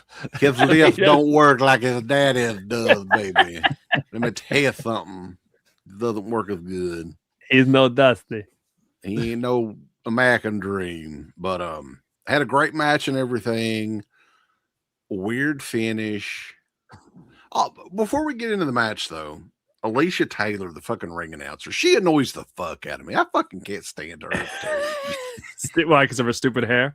Stupid fucking hair. She's got her fucking genital warts and shit all over her eyes. Yeah. Warts. What I the mean, fuck? she's not my favorite either, to be honest with you, but not for those reasons. I just think there's nothing. She's just annoying. She's no Man, good. if she had a pocket watch, she'd be fucked, right? Yeah, who fucking carries a pocket watch? It's 2026, man. But Pat McAfee kind of got involved. Jelly Roll. Did Jelly Roll get involved in this? Briefly. He Very just like came out briefly. there and did the elbow on Pat through the table, and that was The it. Jelly Roll figure coming out, by the way. They're Two I of know. them. Fucking an elite and a LJN. I think I'm all set with that. But Jelly Roll, baby. It's basically like a one-man gang figure, but without the mohawk and shit. Do you think kids So are gonna be like it's- choke it's like- slam? Like they got him. Like they So finally have him. essentially, it's an action figure of you, right? Well, without the mohawk. I ain't got no facial tattoos. You could just You scrape them off could. and you can make like a West fig. So, what did you guys think of this? Because everybody was thinking that Randy was going to win this match, but he Yeah. didn't. Cody won, and then Randy kind of attacked him and Punk kicked his eye, baby, made it look like a cunt. This Well, I mean, like obviously, you know, I'm a Cody fan, so You like I the would've- pocket watch? that's right. I think he's a Dapper Dan man. But I like Cody a lot, but I think everybody thought that Randy was winning this match. So it's very strange how it ended. I mean, like just like you, I really thought it was a great match. But like just the way it ended with, especially, I thought they were kind of like touch on that more on night 2, but when they didn't, I was like, okay, so I don't really know what the fuck they're doing now. But the only thing I could think of is like, because, Randy, Cody, they have that huge history, like almost 20 years or whatever. And it feels like, that was the plan from the get-go that they're going to extend this feud even longer. I thought that Randy would win tonight, but it would just kind of go on throughout the summer or whatever between him and Cody. But in a sense, it does kind of make sense since Randy lost this at Mania and they do continue the feud with him and Cody, that Randy would win his 15th world title at SummerSlam, where he won his first world title. But now, just with all the news of what happened to Cody after the match, that he might not even be around for a while, the WWE title is kind of up in the air at this point, I think. Yeah, I thought the match was good, but I just thought it was so poorly booked, even from the whole idea of like the way it started with like McAfee, because now it's coming out and saying that originally the idea was pitched to be Aleister Black was going to be the person on the phone, and that was going to lead to like him, being the voices in Randy's head and why. And in reality, that makes so much more sense because now you have a wrestler that could get that extra push, and if the Randy thing doesn't work out, then you go to him as the next big feud.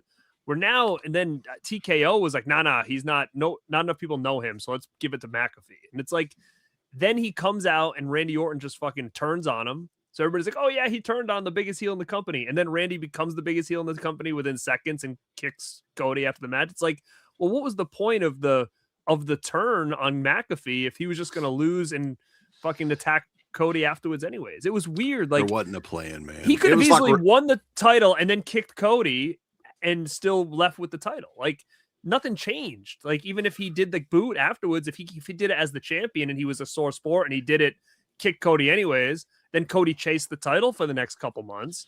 Like, to me, it just made like that was the booking. So why you had him turn on McAfee doesn't make a whole lot of sense to me, unless, I think we talked about this earlier, they now decide to get Aleister Black in the mix and basically have him be talking to Randy. Basically said, yeah, utilize McAfee and then kick him in the head, and then we'll take it from here, kind of thing. Yeah, because we knew the McAfee thing wasn't working, but it's just weird that he didn't turn face. He kicked the biggest heel in the company just to then become a bigger heel then again. So I don't know.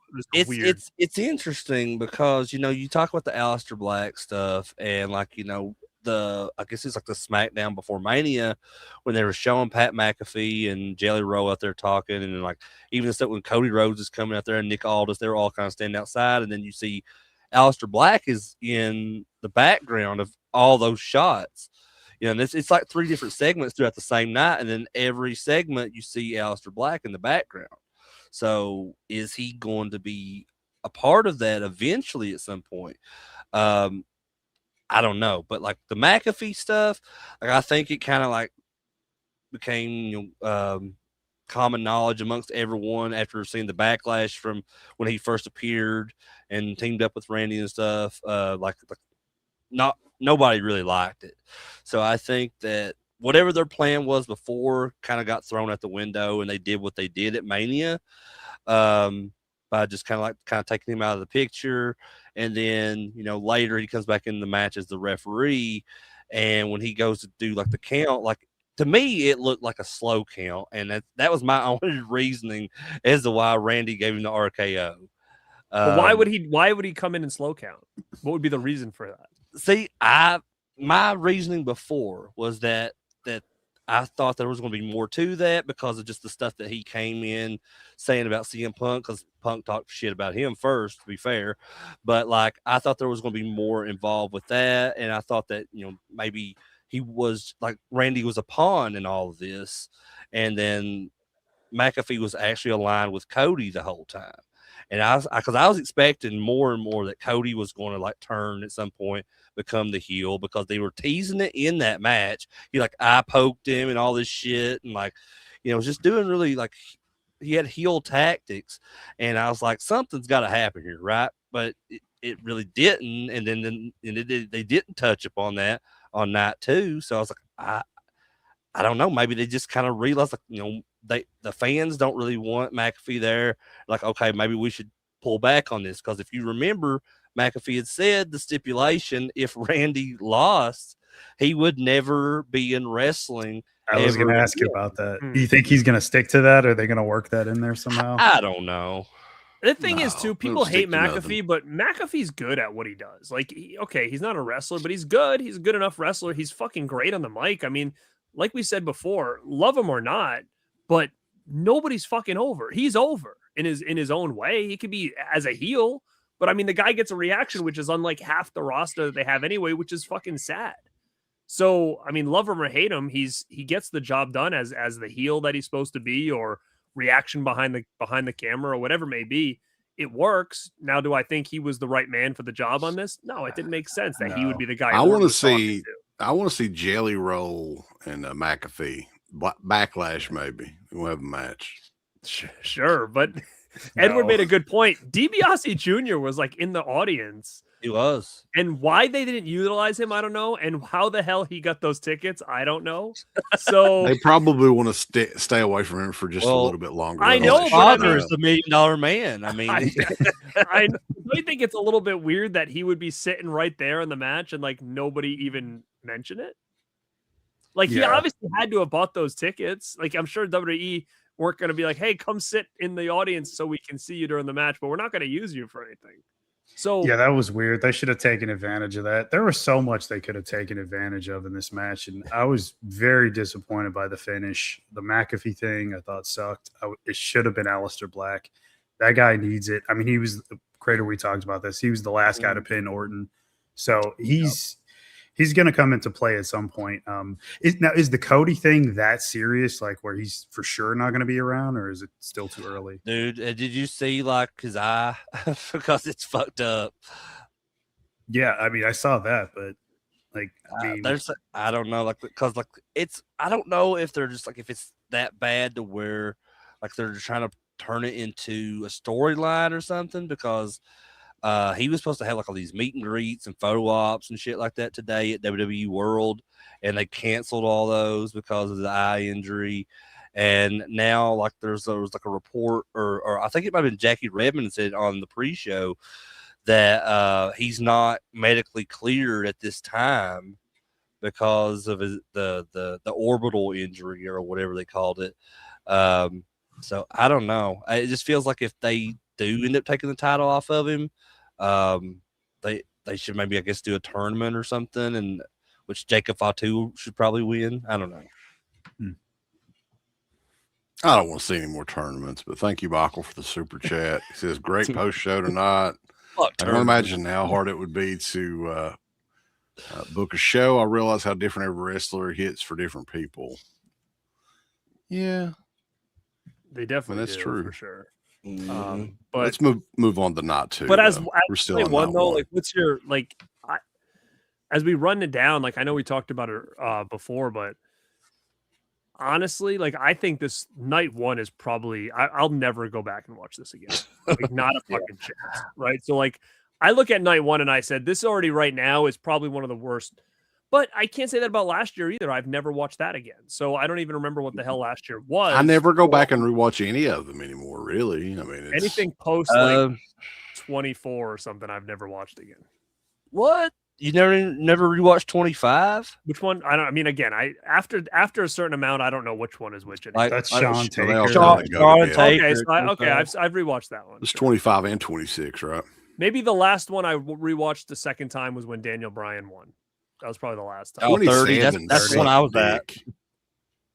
I think that was the last one I remember watching a couple times. 27 is really bad. Mhm. Which I think WrestleMania 9 is still. Oh the man, worst. what? Yeah. See, I would rather watch WrestleMania 9 than like anything over the last fucking decade. Like I've watched WrestleMania 9 so many times in my life. I've watched watched WrestleMania WrestleMania 11 a lot of times. WrestleMania 5 is a big one for me. I watched it a lot. That was awesome. Yeah. But 7. it's just again, I think it just could be nostalgia glasses or what, or it's just anything I think back then, 1 through 14 or 15 are like ones that I go back and watch always. Yeah. I think I watched 10 and 14 the most out of all of them. So moving on to night 2. Another kickoff with John Cena, blah, blah, blah, blah. Who gives a shit? Welcome to WrestleMania again. Here we go. Obafemi and Brock Lesnar. Oh, yeah. And this is everything that I thought this match should have been. 5 minutes or less. Oba looks strong. A lot of people didn't predict the Brock retirement thing. I don't know if that was, that No, shocked definitely me for not. sure. but I thought that this match was great. It worked perfect with those guys. They did everything they needed to do. And Oba, man, he's a main event guy. 100%. I think the right man went over. I didn't realize Brock was going to do that, but I think they both came in and gave it 100%. And I thought for two big guys that are athletic, this was a solid match. It was a good timing that didn't need to be much longer than this. And I feel like they made the right choice. I was nervous after last night that the booking was going to be fucking weird. And I was like, they have a chance to change it tonight. And I'll be honest, on most of these matches, like I thought that the right person won tonight on night 2. Yeah, I'm the same way. I thought that I was scared for a moment there that I thought they were going to have Brock go over just because of the ESPN, like free on ESPN for the first hour thing, and where ESPN is just super high on Brock. I thought, oh God, don't do this. But like when they actually went through with it, put Oba over, I was like, hell yeah, that's what they need to do. And then what stood out to me was like after Oba won the match and he's not kind of going up the ramp and he does his pose or whatever, Michael Cole says, Obafemi, the next big thing. So I was like, oh, so they're going to go like all in with him. And then I don't know if anybody else in the chat watched the post show, but Obafemi calls out Roman Reigns on the post show tonight. So that's interesting. It feels like going forward, because I wasn't happy with the result in the main event tonight. But like now that I know that Oba is going to probably be more involved with that, I think that works. But he needs to challenge Roman on Raw for the title. Yeah, but what do you guys think though? What's the best decision here? Do you put him right to the top already, or do you let Roman beat him? Like I feel like is this too soon to like he goes over right now? Just do it send now. it to the moon now. You think now's that? You think it's right now? Yes. Mm-hmm. See, like I mean, hey, maybe I'm all for giving people chances. I just don't know if it's gonna be one of those things that's too fast too soon. Because I mean, this is fast. Like this is very fast, faster than I think anybody really to get shot to that. Well, it definitely is. But I look at how over he is. Look at how he's connected. Like, and he's young too. They need young guys. And it's organic, and they need somebody like this right now. So just do it while you have it. Strike while the iron's hot, man. You got to go with it. I 100% agree with what Mark's saying, and I think like you're right. It is really fast. If you're just looking at the main roster, but if you look at back then when Brock first came to the company, like he just all they had was the main roster, and it was really quick for him to kind of rise to the top too. But like. They didn't have NXT back then, and for I guess the past couple of years or whatever, Oba's been in NXT, and like he just kind of dominated over there. So I guess that's when he first came, because when he first came into the main roster, like they knew who he was because of NXT, and they knew that he was already over with the fans. He was already getting those pops from the fans. So I think it's time. I think if they're going to do this, do it now. Or it's never, man. I think. Did you watch the pre-show when they were really hyping this matchup and they were talking about Oba's life and all that stuff? And he's like, They were like, he used to collect bootleg DVDs. Did you hear? Did they really? I didn't see that. I was like, yeah. I was like, he's like a DVD collector. So Fuck he used yeah. to collect bootleg He- DVDs. They said. See, there you go. He's a physical media supporter. That's there. I That's wanted to all. Oh, God, record it it is and like make bootlegs. like I wanted to make like a video about it and record it because I was like laughing at myself when they said it. Next I'll find matchup, though, Intercontinental Championship 6-way ladder match. Penta versus Rey Mysterio versus Javon Evans versus Dragon Lee versus JD McDonough versus Rusev. Now, Bro, why was this match on? Listen, I I got a don't know, rant it's on this fucking fucking cool, match though. right now. I got a rant on this. Dude. Fucking wrestling 101. This is wrestling 101. When I was wrestling, this was like one of the first things you learn. And these guys are fucking pros. Bro, why were all the luchadors that already look the same fucking all wearing red? Oh That's the yeah, stupidest thing I've ever seen. I If thought you so. don't, I agree I with didn't even that. know who the hell it was. I'm like, who the hell is that? Ray or fucking Penta or Dragon? They all wore the same colors, dude. They look Yep. like my friend was here. He goes, "Oh, are they on a team?" I go, "No, but they fucking look like they are. This is Yeah. stupid. Why would Yeah, they all have That red had to here?" be by design. I don't know if they were trying to like put something over or like was this I a think it special was just, occasion or something? dude, it had to have been just by mistake. Like they just like, oh, oops, we all have red. But like they should have made a point. Like, dude, you guys can't all be wearing the same fucking colors. That it's Yeah, because It it's was like- WrestleMania too, right? If it was Dude, a regular like- pay-per-view. and it wasn't Yeah. just like, oh, hey, Rusev had red and Ray had red. It was like Ray, Penta, and Dragon Lee all had the Mhm. same red masks with red pants. Yeah, because Like, like you what Ray can't was, do that. Ray's outfit was like Deadpool inspired, obviously, and then like what Penta came out as Shao Kahn from Mortal Kombat. That fucking was helmet kinda was like cool. hanging off him. He didn't like that. It was so yeah, big. but He it, kept like holding it on. His That at his strut. that was the first thing I noticed though, man. Like before the match even began, I was like, three of these guys are all wearing red, and like that's awful because that can get so confusing for people that are not. That are just watching this is kind of like a 100%. casual viewer and are not, familiar with them. How or did like- they come to pick these guys for this match though? Because They like didn't. most of these guys aren't even on Raw on a regular basis or SmackDown. They Just didn't. thrown So, together. like Penta, announced he like I had a match on Raw or whatever, and then after the match, he's being interviewed in the ring, and he just announces the match. And as soon as like after the match is announced, they show this graphic with the rest of the guys. Granted, this was before Ray was added to the match, but like they showed all these other guys, and then like, Michael Cole makes this comment saying that they all had qualifying matches on main event.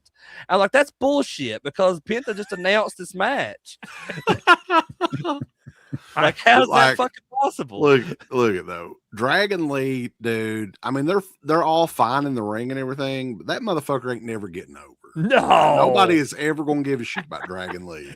And the same thing goes for Rusev. No. Nobody gives a fuck about Rusev. No, I have no idea why the fuck they'd were be on gone. that They'd be show. gone if I was in charge. Rusev Day. Rusev gone.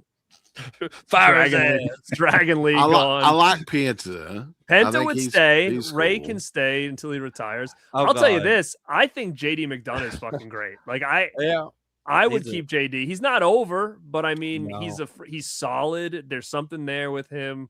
I would But his keep him bobblehead's around. supposed to make Bobblehead's make cool. it fall I over. mean, like, He's top heavy. I would keep him around, but Rusev at this point, he's got nothing. He's got to go. He's like Sheamus territory now. He's got to Mhm. go. Oh man, Shane. I love Shane. Sheamus is done. He's out. I hope not. I like to see Sheamus have one last run. before Sheamus he- at least What looks like run? There's no Yeah. way. Yeah. I mean, There's no I think way. he still needs to win the Intercontinental title, man. Needs That's- to. I mean, That's I guess, that's the only title. That's the he only needs. accolade he all has right, Look, fine. It's achieved. the IC. He can have his little. run, Sheamus man. follows us on Instagram, so I'm never putting Sheamus down. It's just like how Garrett will never bury Otis. Yeah, Otis follows me. Yeah. I'm not gonna bury Otis. But I this think he like- match 'cause was you know what? He's a fine. horror movie fan, so that's why he's Yeah. on there. This Mm. match is fine, but like, yeah, I mean, I'm like, these guys, who cares? Like, most of these guys are just jabronis. So, Yeah. who gives a I shit? thought, yeah, I really liked it for what it was. I thought it had some really super cool spots in it, like the OG cutter that Javon Evans did on Rusev, and the Mexican Destroyer on JD on the ladder, and just really cool spots. I thought. One thing that really like kind of peeved me though was like I can't remember if it was Michael Cole or it might have been Michael Cole made a comment when Dragon Lee was doing the Styles Clash on Rey Mysterio, and he says Dragon Lee said that AJ Styles blessed him with use that move for the rest of his career. And I was like, what? You can have my move. That's because he knows that he's going to be fired in the next round. So he's just like, yeah, you can do it for the rest of your career. His career's going to be over in like a week. Dragon oh Lee. God, how ironic would that be? It's going to be him, Lyra, Bailey. They're going to be on the. Oh no, Rusev's already gone. Watch. That'll be Rusev. That'll be the last Rusev day. Man, Akira Tozawa will never get fired from that company, though, I think. You know something, though? Like maybe the reason they were on Mania is those guys were liked or something backstage, right? They wanted to include them. I don't know. Otherwise, it makes no sense. I think JD's very respected. I think after that whole incident with the broken ribs and him finishing that match, I think that gained him a lot of respect, I think, in the back for being a really strong worker. And, I mean, I think they like that Javon Evans guy. I think they really like him. I think they really think Penta's going to kind of take where Mysterio left off. I think that's their next big luchador guy who's going to sell merch. I think the problem is Penta's already in his 40s, right? He's already, yeah. Yeah, he's been around for a while. But Javon Evans, I think they're going all in with him too. Like him, Trick Williams, and Oba. Like those are the three guys that kind of came up at the same time onto the main roster from NXT. And I think like going forward, that's like their future stars, guys that's going to kind of like take over from a lot of the guys that's kind of like, you know, wrapping up their time. Like CM Punk maybe has a few more years. Randy Orton may a few more years. Brock's career's getting ready to end. So that's kind of why they're kind of making Oba the new next big thing while Brock's kind of taking his leave from wrestling. So I think Javon Evans, like going forward, as far as like those lightweight, you know, those kind of like high flyer guys, he's going to be one of the top stars going forward. Yeah, for sure. I heard Triple H and Shawn Michaels talk about that. Like they're really, really into Javon Evans. So be interesting to see what they do with him going forward. Mm-hmm. He's moving up quick too. I feel like he didn't even get that much of a long stint in NXT. Like he kind of was there and then he was already up, I felt like. But I mean, I haven't watched NXT too closely to know, but I feel like I'd say about close to 2 years he was there before they moved him up to the main roster. Let's move on though. United States Championship match: Sami Zayn versus Trick Williams with my favorite and Mark's favorite, Little Yachty. I'll tell you this. Out of everybody that they've brought around recently, I think Trick Williams is fucking awesome. Like, I think he's got everything that they're looking for in a star. That dude is going to be huge. I'm telling you. I mean, if I said tonight, I said if Sami Zayn wins, this is fucking bullshit. Sami Zayn would be another one gone within seconds if I was in charge. Garrett's He'd always be the first one on the list, dude. He's out. He sucks, dude. He looks like hell. He's fucking terrible. Like he's a decent worker. He once was, and he probably still is okay. But like, he brings nothing to the table, dude. At this point, what was up with Trick Williams' robe and his entrance though? It's like a CVS receipt or something. He's fucking great though. Big roll of toilet paper. Metal Slinger said something interesting. Like, it did seem like it was like a double turn. Like, at this point, the only saving thing I think you can do with Sami Zayn is almost make him like the Brett when Brett started to turn heel. Like, where he was like, you know, everybody's against me. Like that whiny, like where Brett was switching, where it was like he was still in his head a baby face, but everybody else was booing him because he was. That's what they've been. That's what they've been doing with him on SmackDown. That's the only thing I think that'll make Sammy work is if he can kind of take that same kind of gimmick where everybody hates him, but he looks at himself as a babyface. Maybe he should like start a heel stable with all these other Canadians in the company, and they could do like a "fuck USA" story again, like maybe our foundation did. Tail said we could make him El Generico. He can go to AAA and just hang out there. There you go. I could see him do that. Yeah, just have him do that for a while. But Trick Williams is fucking. He's gonna be a future. He's got the he's it guy, factor for sure. Oh, yeah. 100%.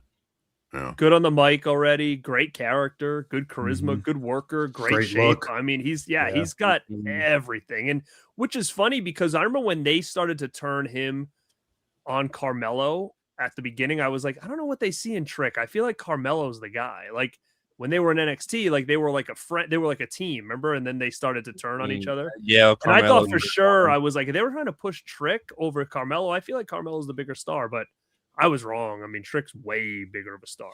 Well, it's funny because like that story that you just alluded to, like between Carmelo and Trick and NXT, like Carmelo at the time was the bigger star. And that's why they ultimately chose him to go to the main roster before Trick.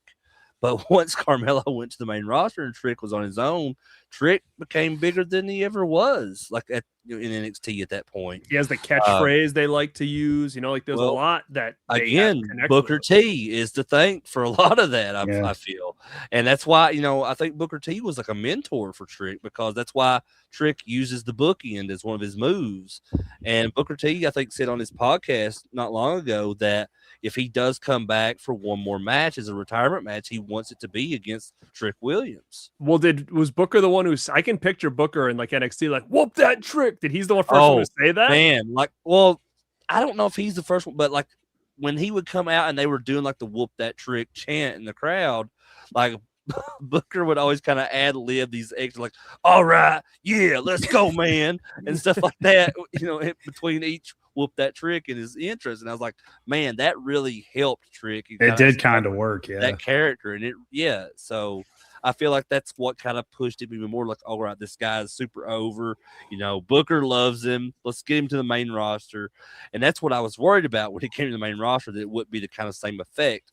But it doesn't feel really any different, at this point yet from what it did when he was in NXT. So I'm happy to see it, and I'm excited to see what happens with him going forward. And that was all organic. Trick Williams said on Chris Van Vliet that was just the audience. They did that. The whole whoop that Trick chant. It was organic. They came up with it. And it's crazy too, because if you look at those crowds on the NXT shows, it's just at like this little small arena. There's maybe not even 500 people in those audiences for that building. But like, I don't know. NXT is pretty cool. I mean, here lately it's been pretty good, I think, mostly for the women's side of it, but that's another conversation.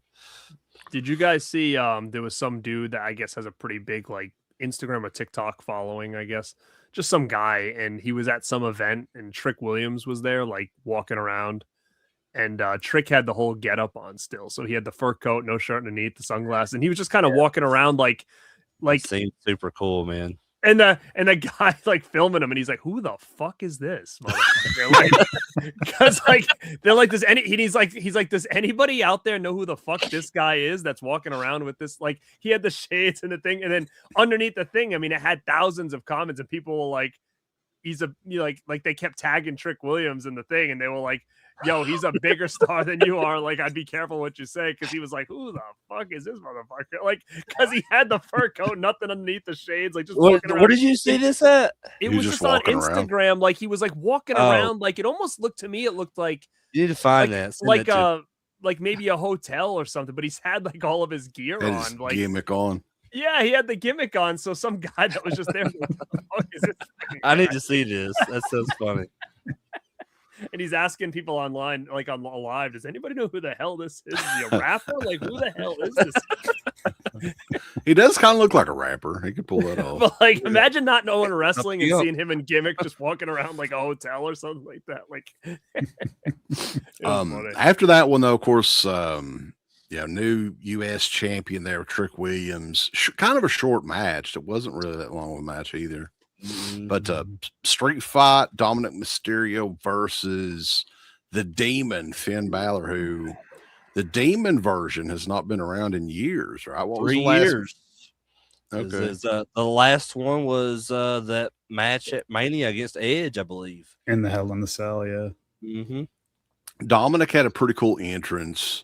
They had like this big I don't know what they call it that they were carrying him out Throne in or or something. whatever. Throne. It's Yeah. like when those D'Lo Brown and those other guys were carrying Jerry the King Lawler. Yeah. But like a bigger version of that or something. But Yeah. then he It's just almost like he jumped off and they'd like catch him. I was like, oof, he got lucky on that one. They didn't drop yeah, his because ass. like they had like a bunch of guys in luchador masks, and I don't know, they may have been AAA wrestlers or whatever.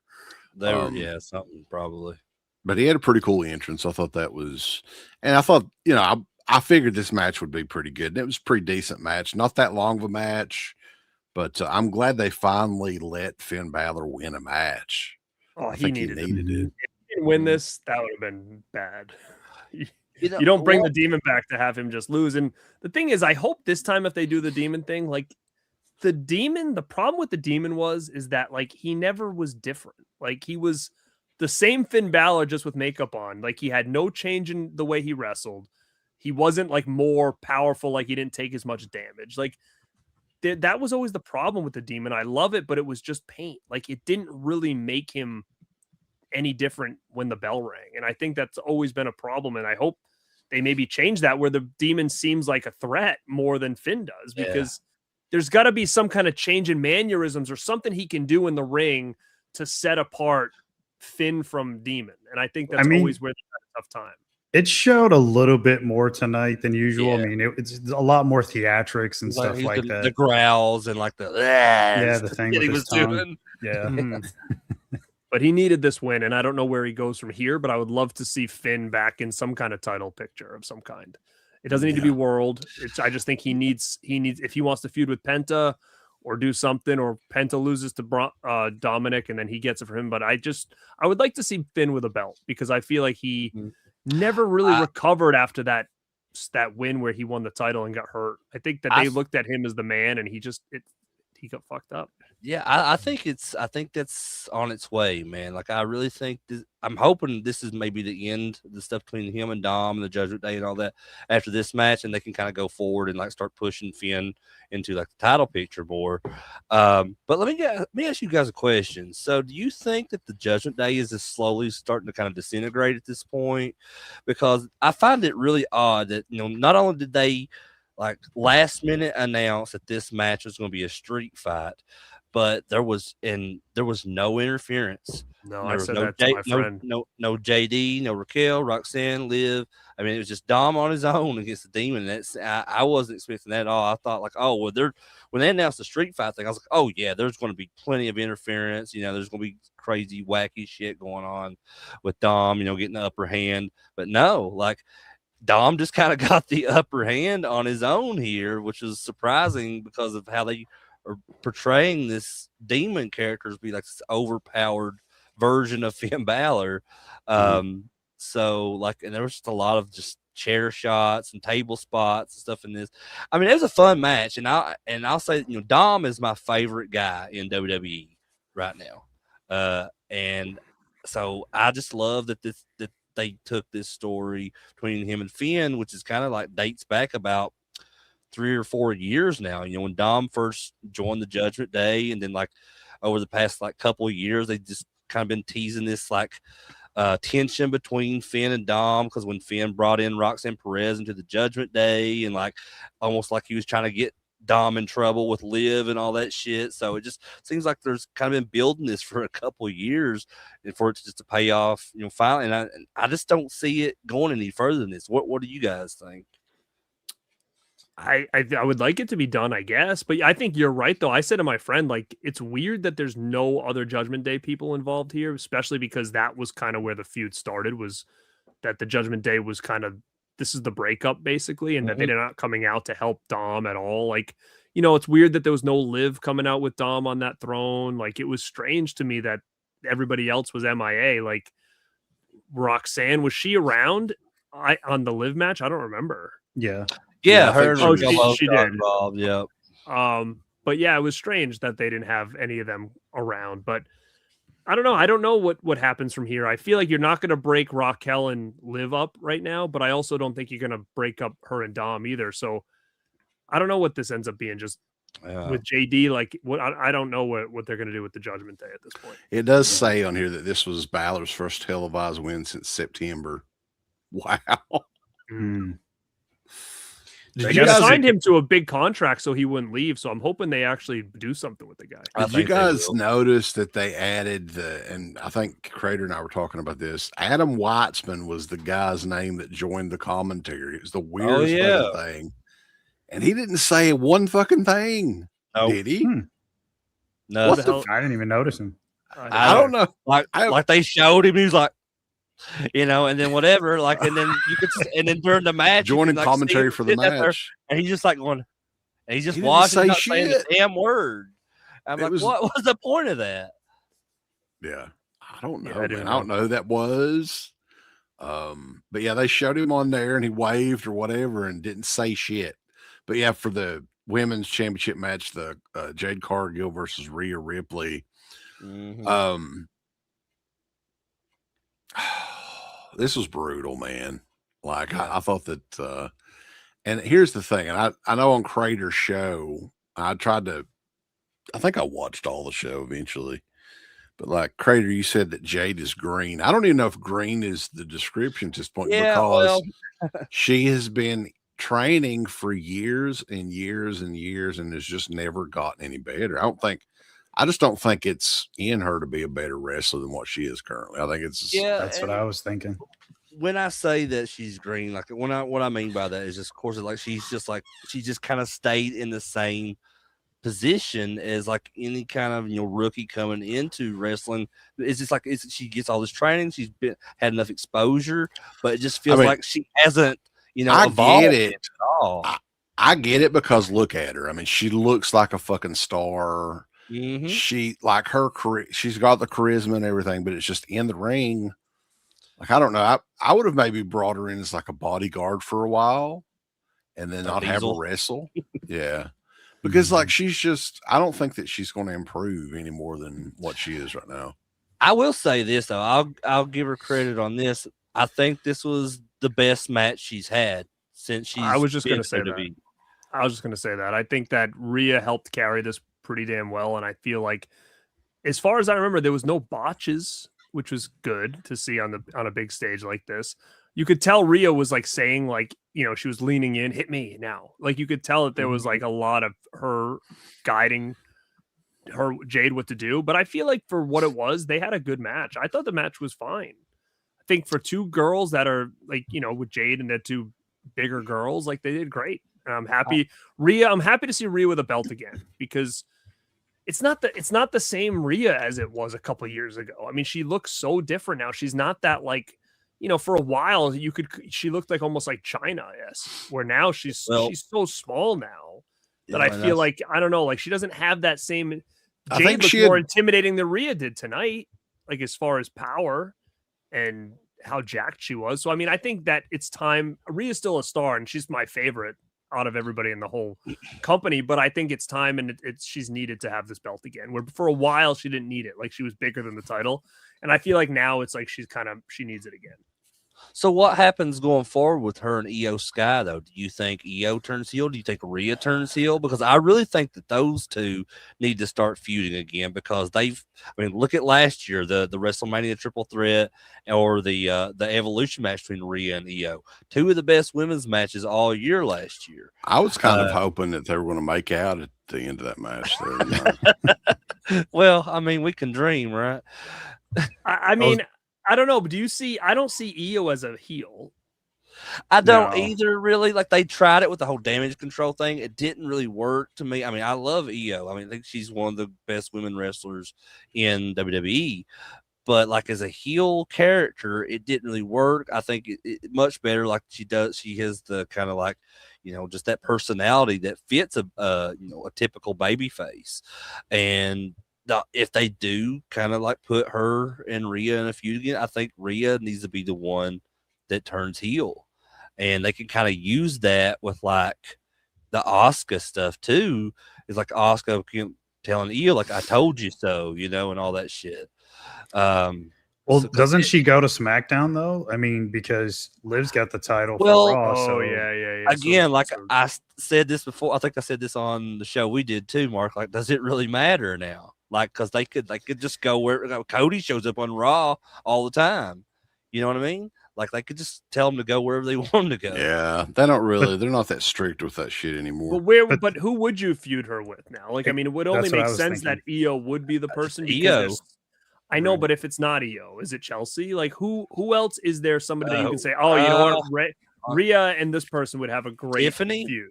Maybe. Oh yeah. Well, Tiffany's #1 contender for the U.S. title, Right, So she's got right. the thing with Julia. Fuck, I don't know, man. Jordan Grace. Oh yeah. She's back. Well, where does Jade go then? That's another thing. Like, It- what do they do with her? I don't know. She just go away.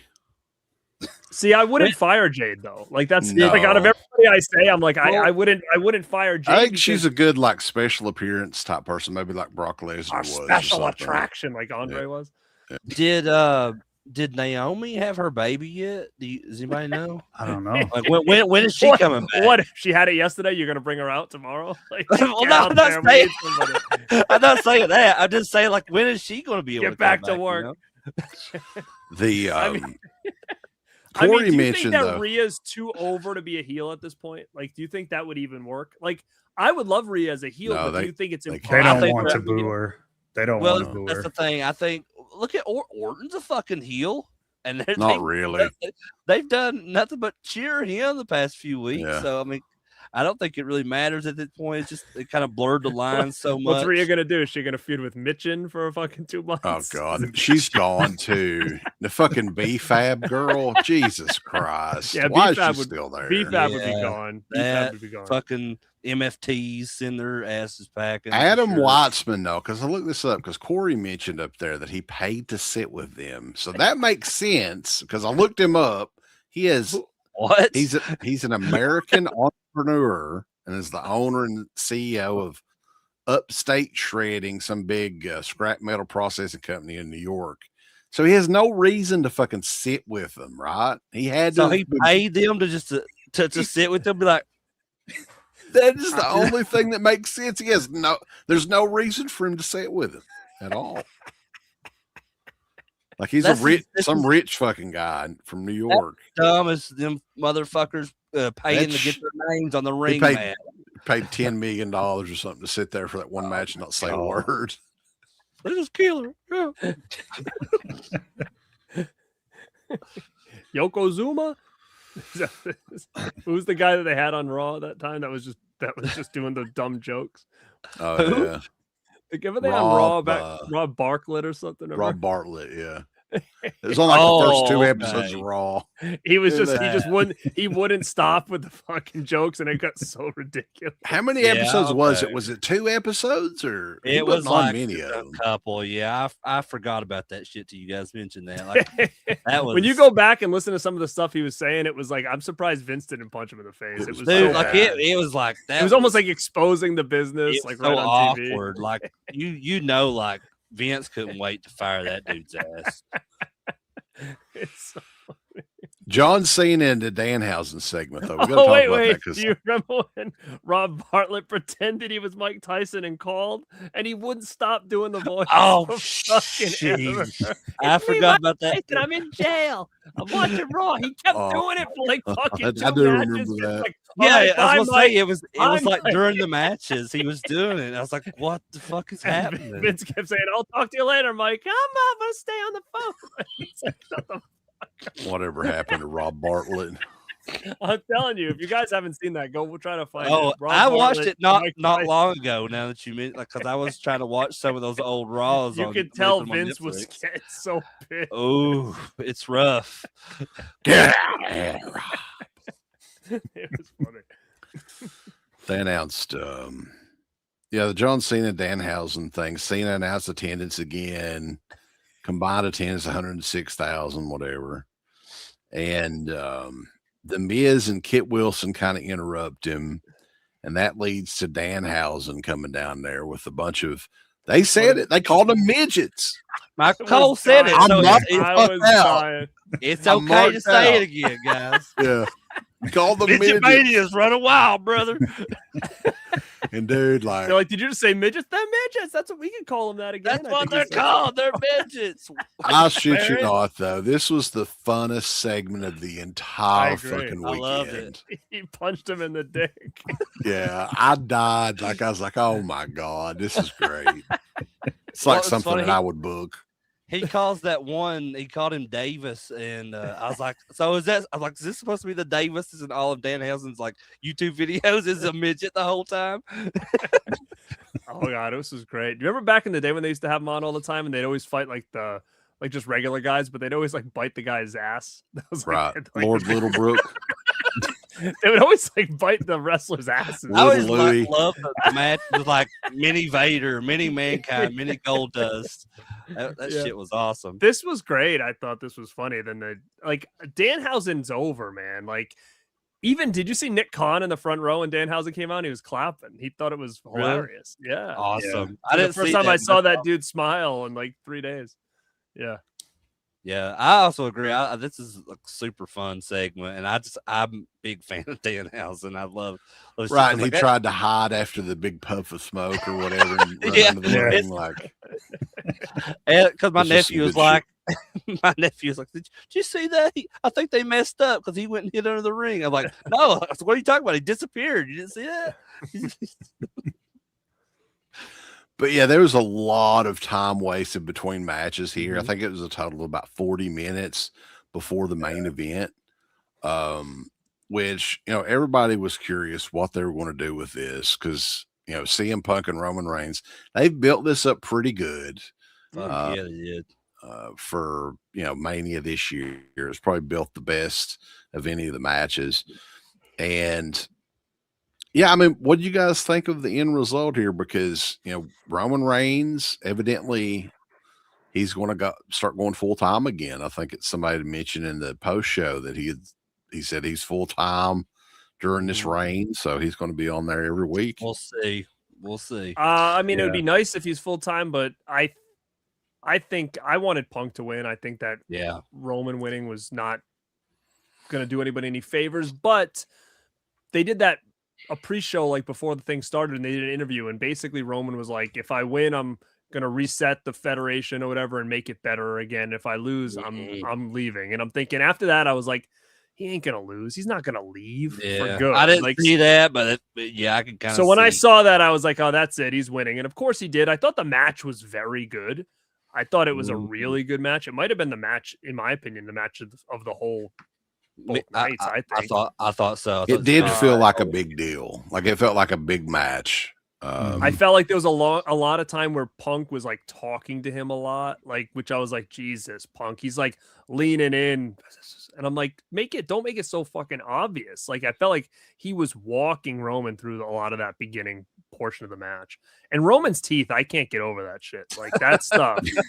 They need to fucking do something about that. It's Lucky not Beaver. good, man. Dude, it's brutal. It's fucking Norman Smiley. It's awful. Norman Smiley. Holy shit. I love Norman Smiley. It doesn't look good. Turkey teeth, Justin said. Yeah, it's that it? terrible. They're so white and they're so humongous. It just doesn't look right for him. They look like the teeth on like the skeletons and shit in a doctor's office. That's what they look like. They're big fake fucking. I don't know. I don't know why he did that. I gotta mention though, like the intro, and Mark, I was going to talk about this because we talked about this on my show. But the intro for Punk, like the little video they did before he made his entrance, playing AFI's Missouri Can Tear, which is his old music from Ring of Honor back in the day, and AFI is my favorite band in the world. So like I marked out for this beyond belief. And I predicted this on my show the other night when I had Mark and John Grande on, and like because he had been talking about the indies a lot.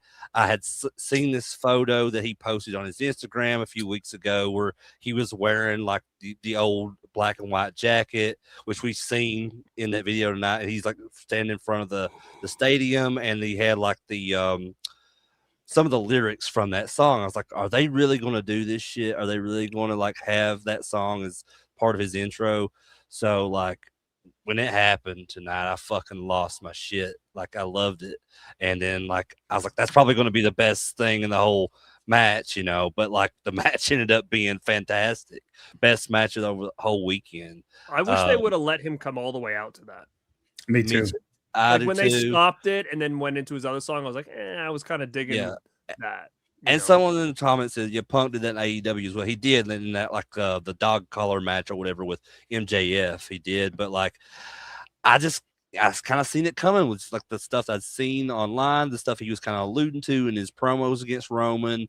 Also, they had just licensed that song for the new video game. So I was like, I mean, it's not like that they couldn't use it, you know. So I was like, and they did the kind of similar thing last year with Punk and his like video, like the promo video before the match, where they used the Kill Switch Engages music, you know, "This Fire Burns." So I was like, they got to do it, you know. They got there's too many like clues here. So like when they did it, I was like, fuck yeah, that made my night. I would mark out if they would let Randy Orton go back to the "Hey." I love that song. Hey, I like that.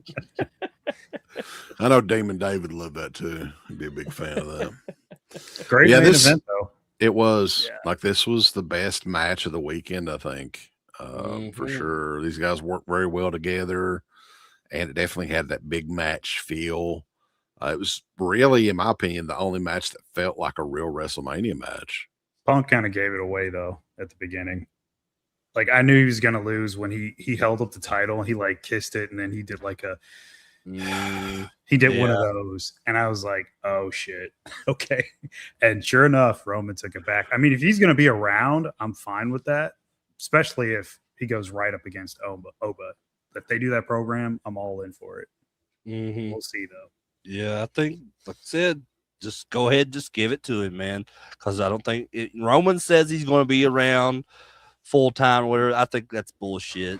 I think he's just going to. I was until Oba beat me, and now I'm out. Yeah, exactly. Like so, that's fuck it, man. We'll have to see. But yeah, guys, this show has run extremely long tonight. It's a work night, so we're not going to be on here much longer. But Garrett, what do you got coming up on the Born to Be Rad channel? You guys can check me out at Born to Be Rad on Instagram and on YouTube and Facebook. What do I got going on? I actually did a couple of videos recently just kind of talking about some memories when it comes to some horror movies and things that traumatized me as a kid that I kind of saw growing up and then did not know what it was, what the movie was, what the plot was. And I found a couple of these movies years later, and it kind of closed the case on that. So I tell that story. I actually have one video where I show some old home video footage of some of those movies, and you actually get to see the uncle that I always talk about as the guy who got me into horror. I actually show a clip of him from the 80s in an old home video where I talk about this story. And I do a couple of those videos. Then my next video I'm going to be popping probably on Tuesday, and it's going to be reading a lot of comments that people wrote on those videos. So if you want to check those out, definitely chime in the comment section because I'll be reading some of those in my next video. So definitely go check it out. Cool. What about you, Mark? What are you editing right now? Actually, the next thing I might be doing is some stuff with Rambo. We got 2 paid requests for fan commentaries. I'm not sure which one we're going to do first. I'm going to have to check back with him on that, but that'll be my next thing that I put up. Purple People Eater. That's coming to 4K, I heard. I can't wait. Man, I like to have that too, honestly. Yeah. Oh, shit. Crater Mania on YouTube also. What do you got coming up? Yeah. So right now, I'm still just kind of focusing on my How I Got Into Wrestling series that I'm doing. Got a few people lined up right now. I just got to get them scheduled. So I don't have anything coming up this week per se, but I am also trying to branch out and work on some other stuff as well, just so I don't have to just like have all wrestling videos. Because I know like people love wrestling, and I appreciate people that do follow me because of the wrestling stuff, but I also want to do other things too. I'm actually working on a few like, because I usually do like the live streams, you know, but like I'm working on a few like pre-recorded videos, like just I'm putting together as like compilation type stuff for a lot of my collection, like my, you know, I collect action figures and just different things. So I just kind of wanted to show some of that off too. I've never really done that before. I've never been really big on like showing stuff off that, on video, like that I collect, but like I'm more open to it now. So I'll be working on stuff like that. And I don't know. You never know with Crater Mania. The only thing that's for sure is nothing for sure, boss. That's right. That's right. You do a series on Doug, the TV show. I should. I should do that. Fucking that's the goat, man. Also, cartoon ever. a lot of the Rad Pit episodes and the Anchor Bay Archives stuff is on the new Rhonda Shear Roku channel. You want to talk about that, Garrett? Yeah, Rhonda Shear has a new Roku channel. You guys can go download it. It's called Up All Night Network. And we were lucky enough to be asked to kind of be one of the shows that was on the launch. So you can find a lot of our videos, the Anchor Bay Archive podcast episodes, Rad Pit episodes. I turned it on the other morning and it was us talking with Slippy. So it was kind of cool to see that on there. So if you guys want to just catch us on a different format or app, you can definitely go check out Rhonda Shear's Up All Night Network. Very cool. She's going to be at a FrankenCon convention in Knoxville. I'm going to be going to a little later this year. You better tell you're watching that network, brother. Maybe I should get her shoot a promo on you guys or something. Yeah. Yeah, go for it. You killer. But guys, we appreciate everybody tuning in and everything, and we will catch you guys next time over at Stuntman Mark channel, Crater Mania, BornToBeRad.com, and DeadPit.com. A big thanks goes out to our supporters over at Dead Pit on Patreon.com. You can get hours upon hours of great content, right, Uncle Bill? There's so many hours of content. We've got reviews. We've got songs. We've got live streams. We've got exclusive streams. We've got non-exclusive streams. We've got streams with all kinds of celebrities and all kinds of different old shows from the past podcast, the initial incarnation of the show. All of that can be yours. Dead Pit on Patreon.com. Show us a little bit of love. Give us some money because we definitely deserve it. That Patreon page is so killer that you'll rub your bird to it on a nightly basis. It's that good. You won't be able to contain yourself. You'll have to jerk your bird out and go crazy. I mean, that's how much content that we have. So much content that it's massive, and it will massively smack you in the face. You'll play with your bird so much, pretty soon you'll be looking around for somebody else's bird to play. Hey everybody, it's your favorite Filipino bitch, Miss Slatko Fudd, telling you about shop.deadpit.com. Simply the best horror shirts on TeePublic. There are others, but they all suck. And it's the best goddamn deal on horror shirts you will ever see. New shirts, old shirts, all the in-between shirts. God damn it, bulls, go over to shop.deadpit.com. You ain't down with that. You can go to fucking hell.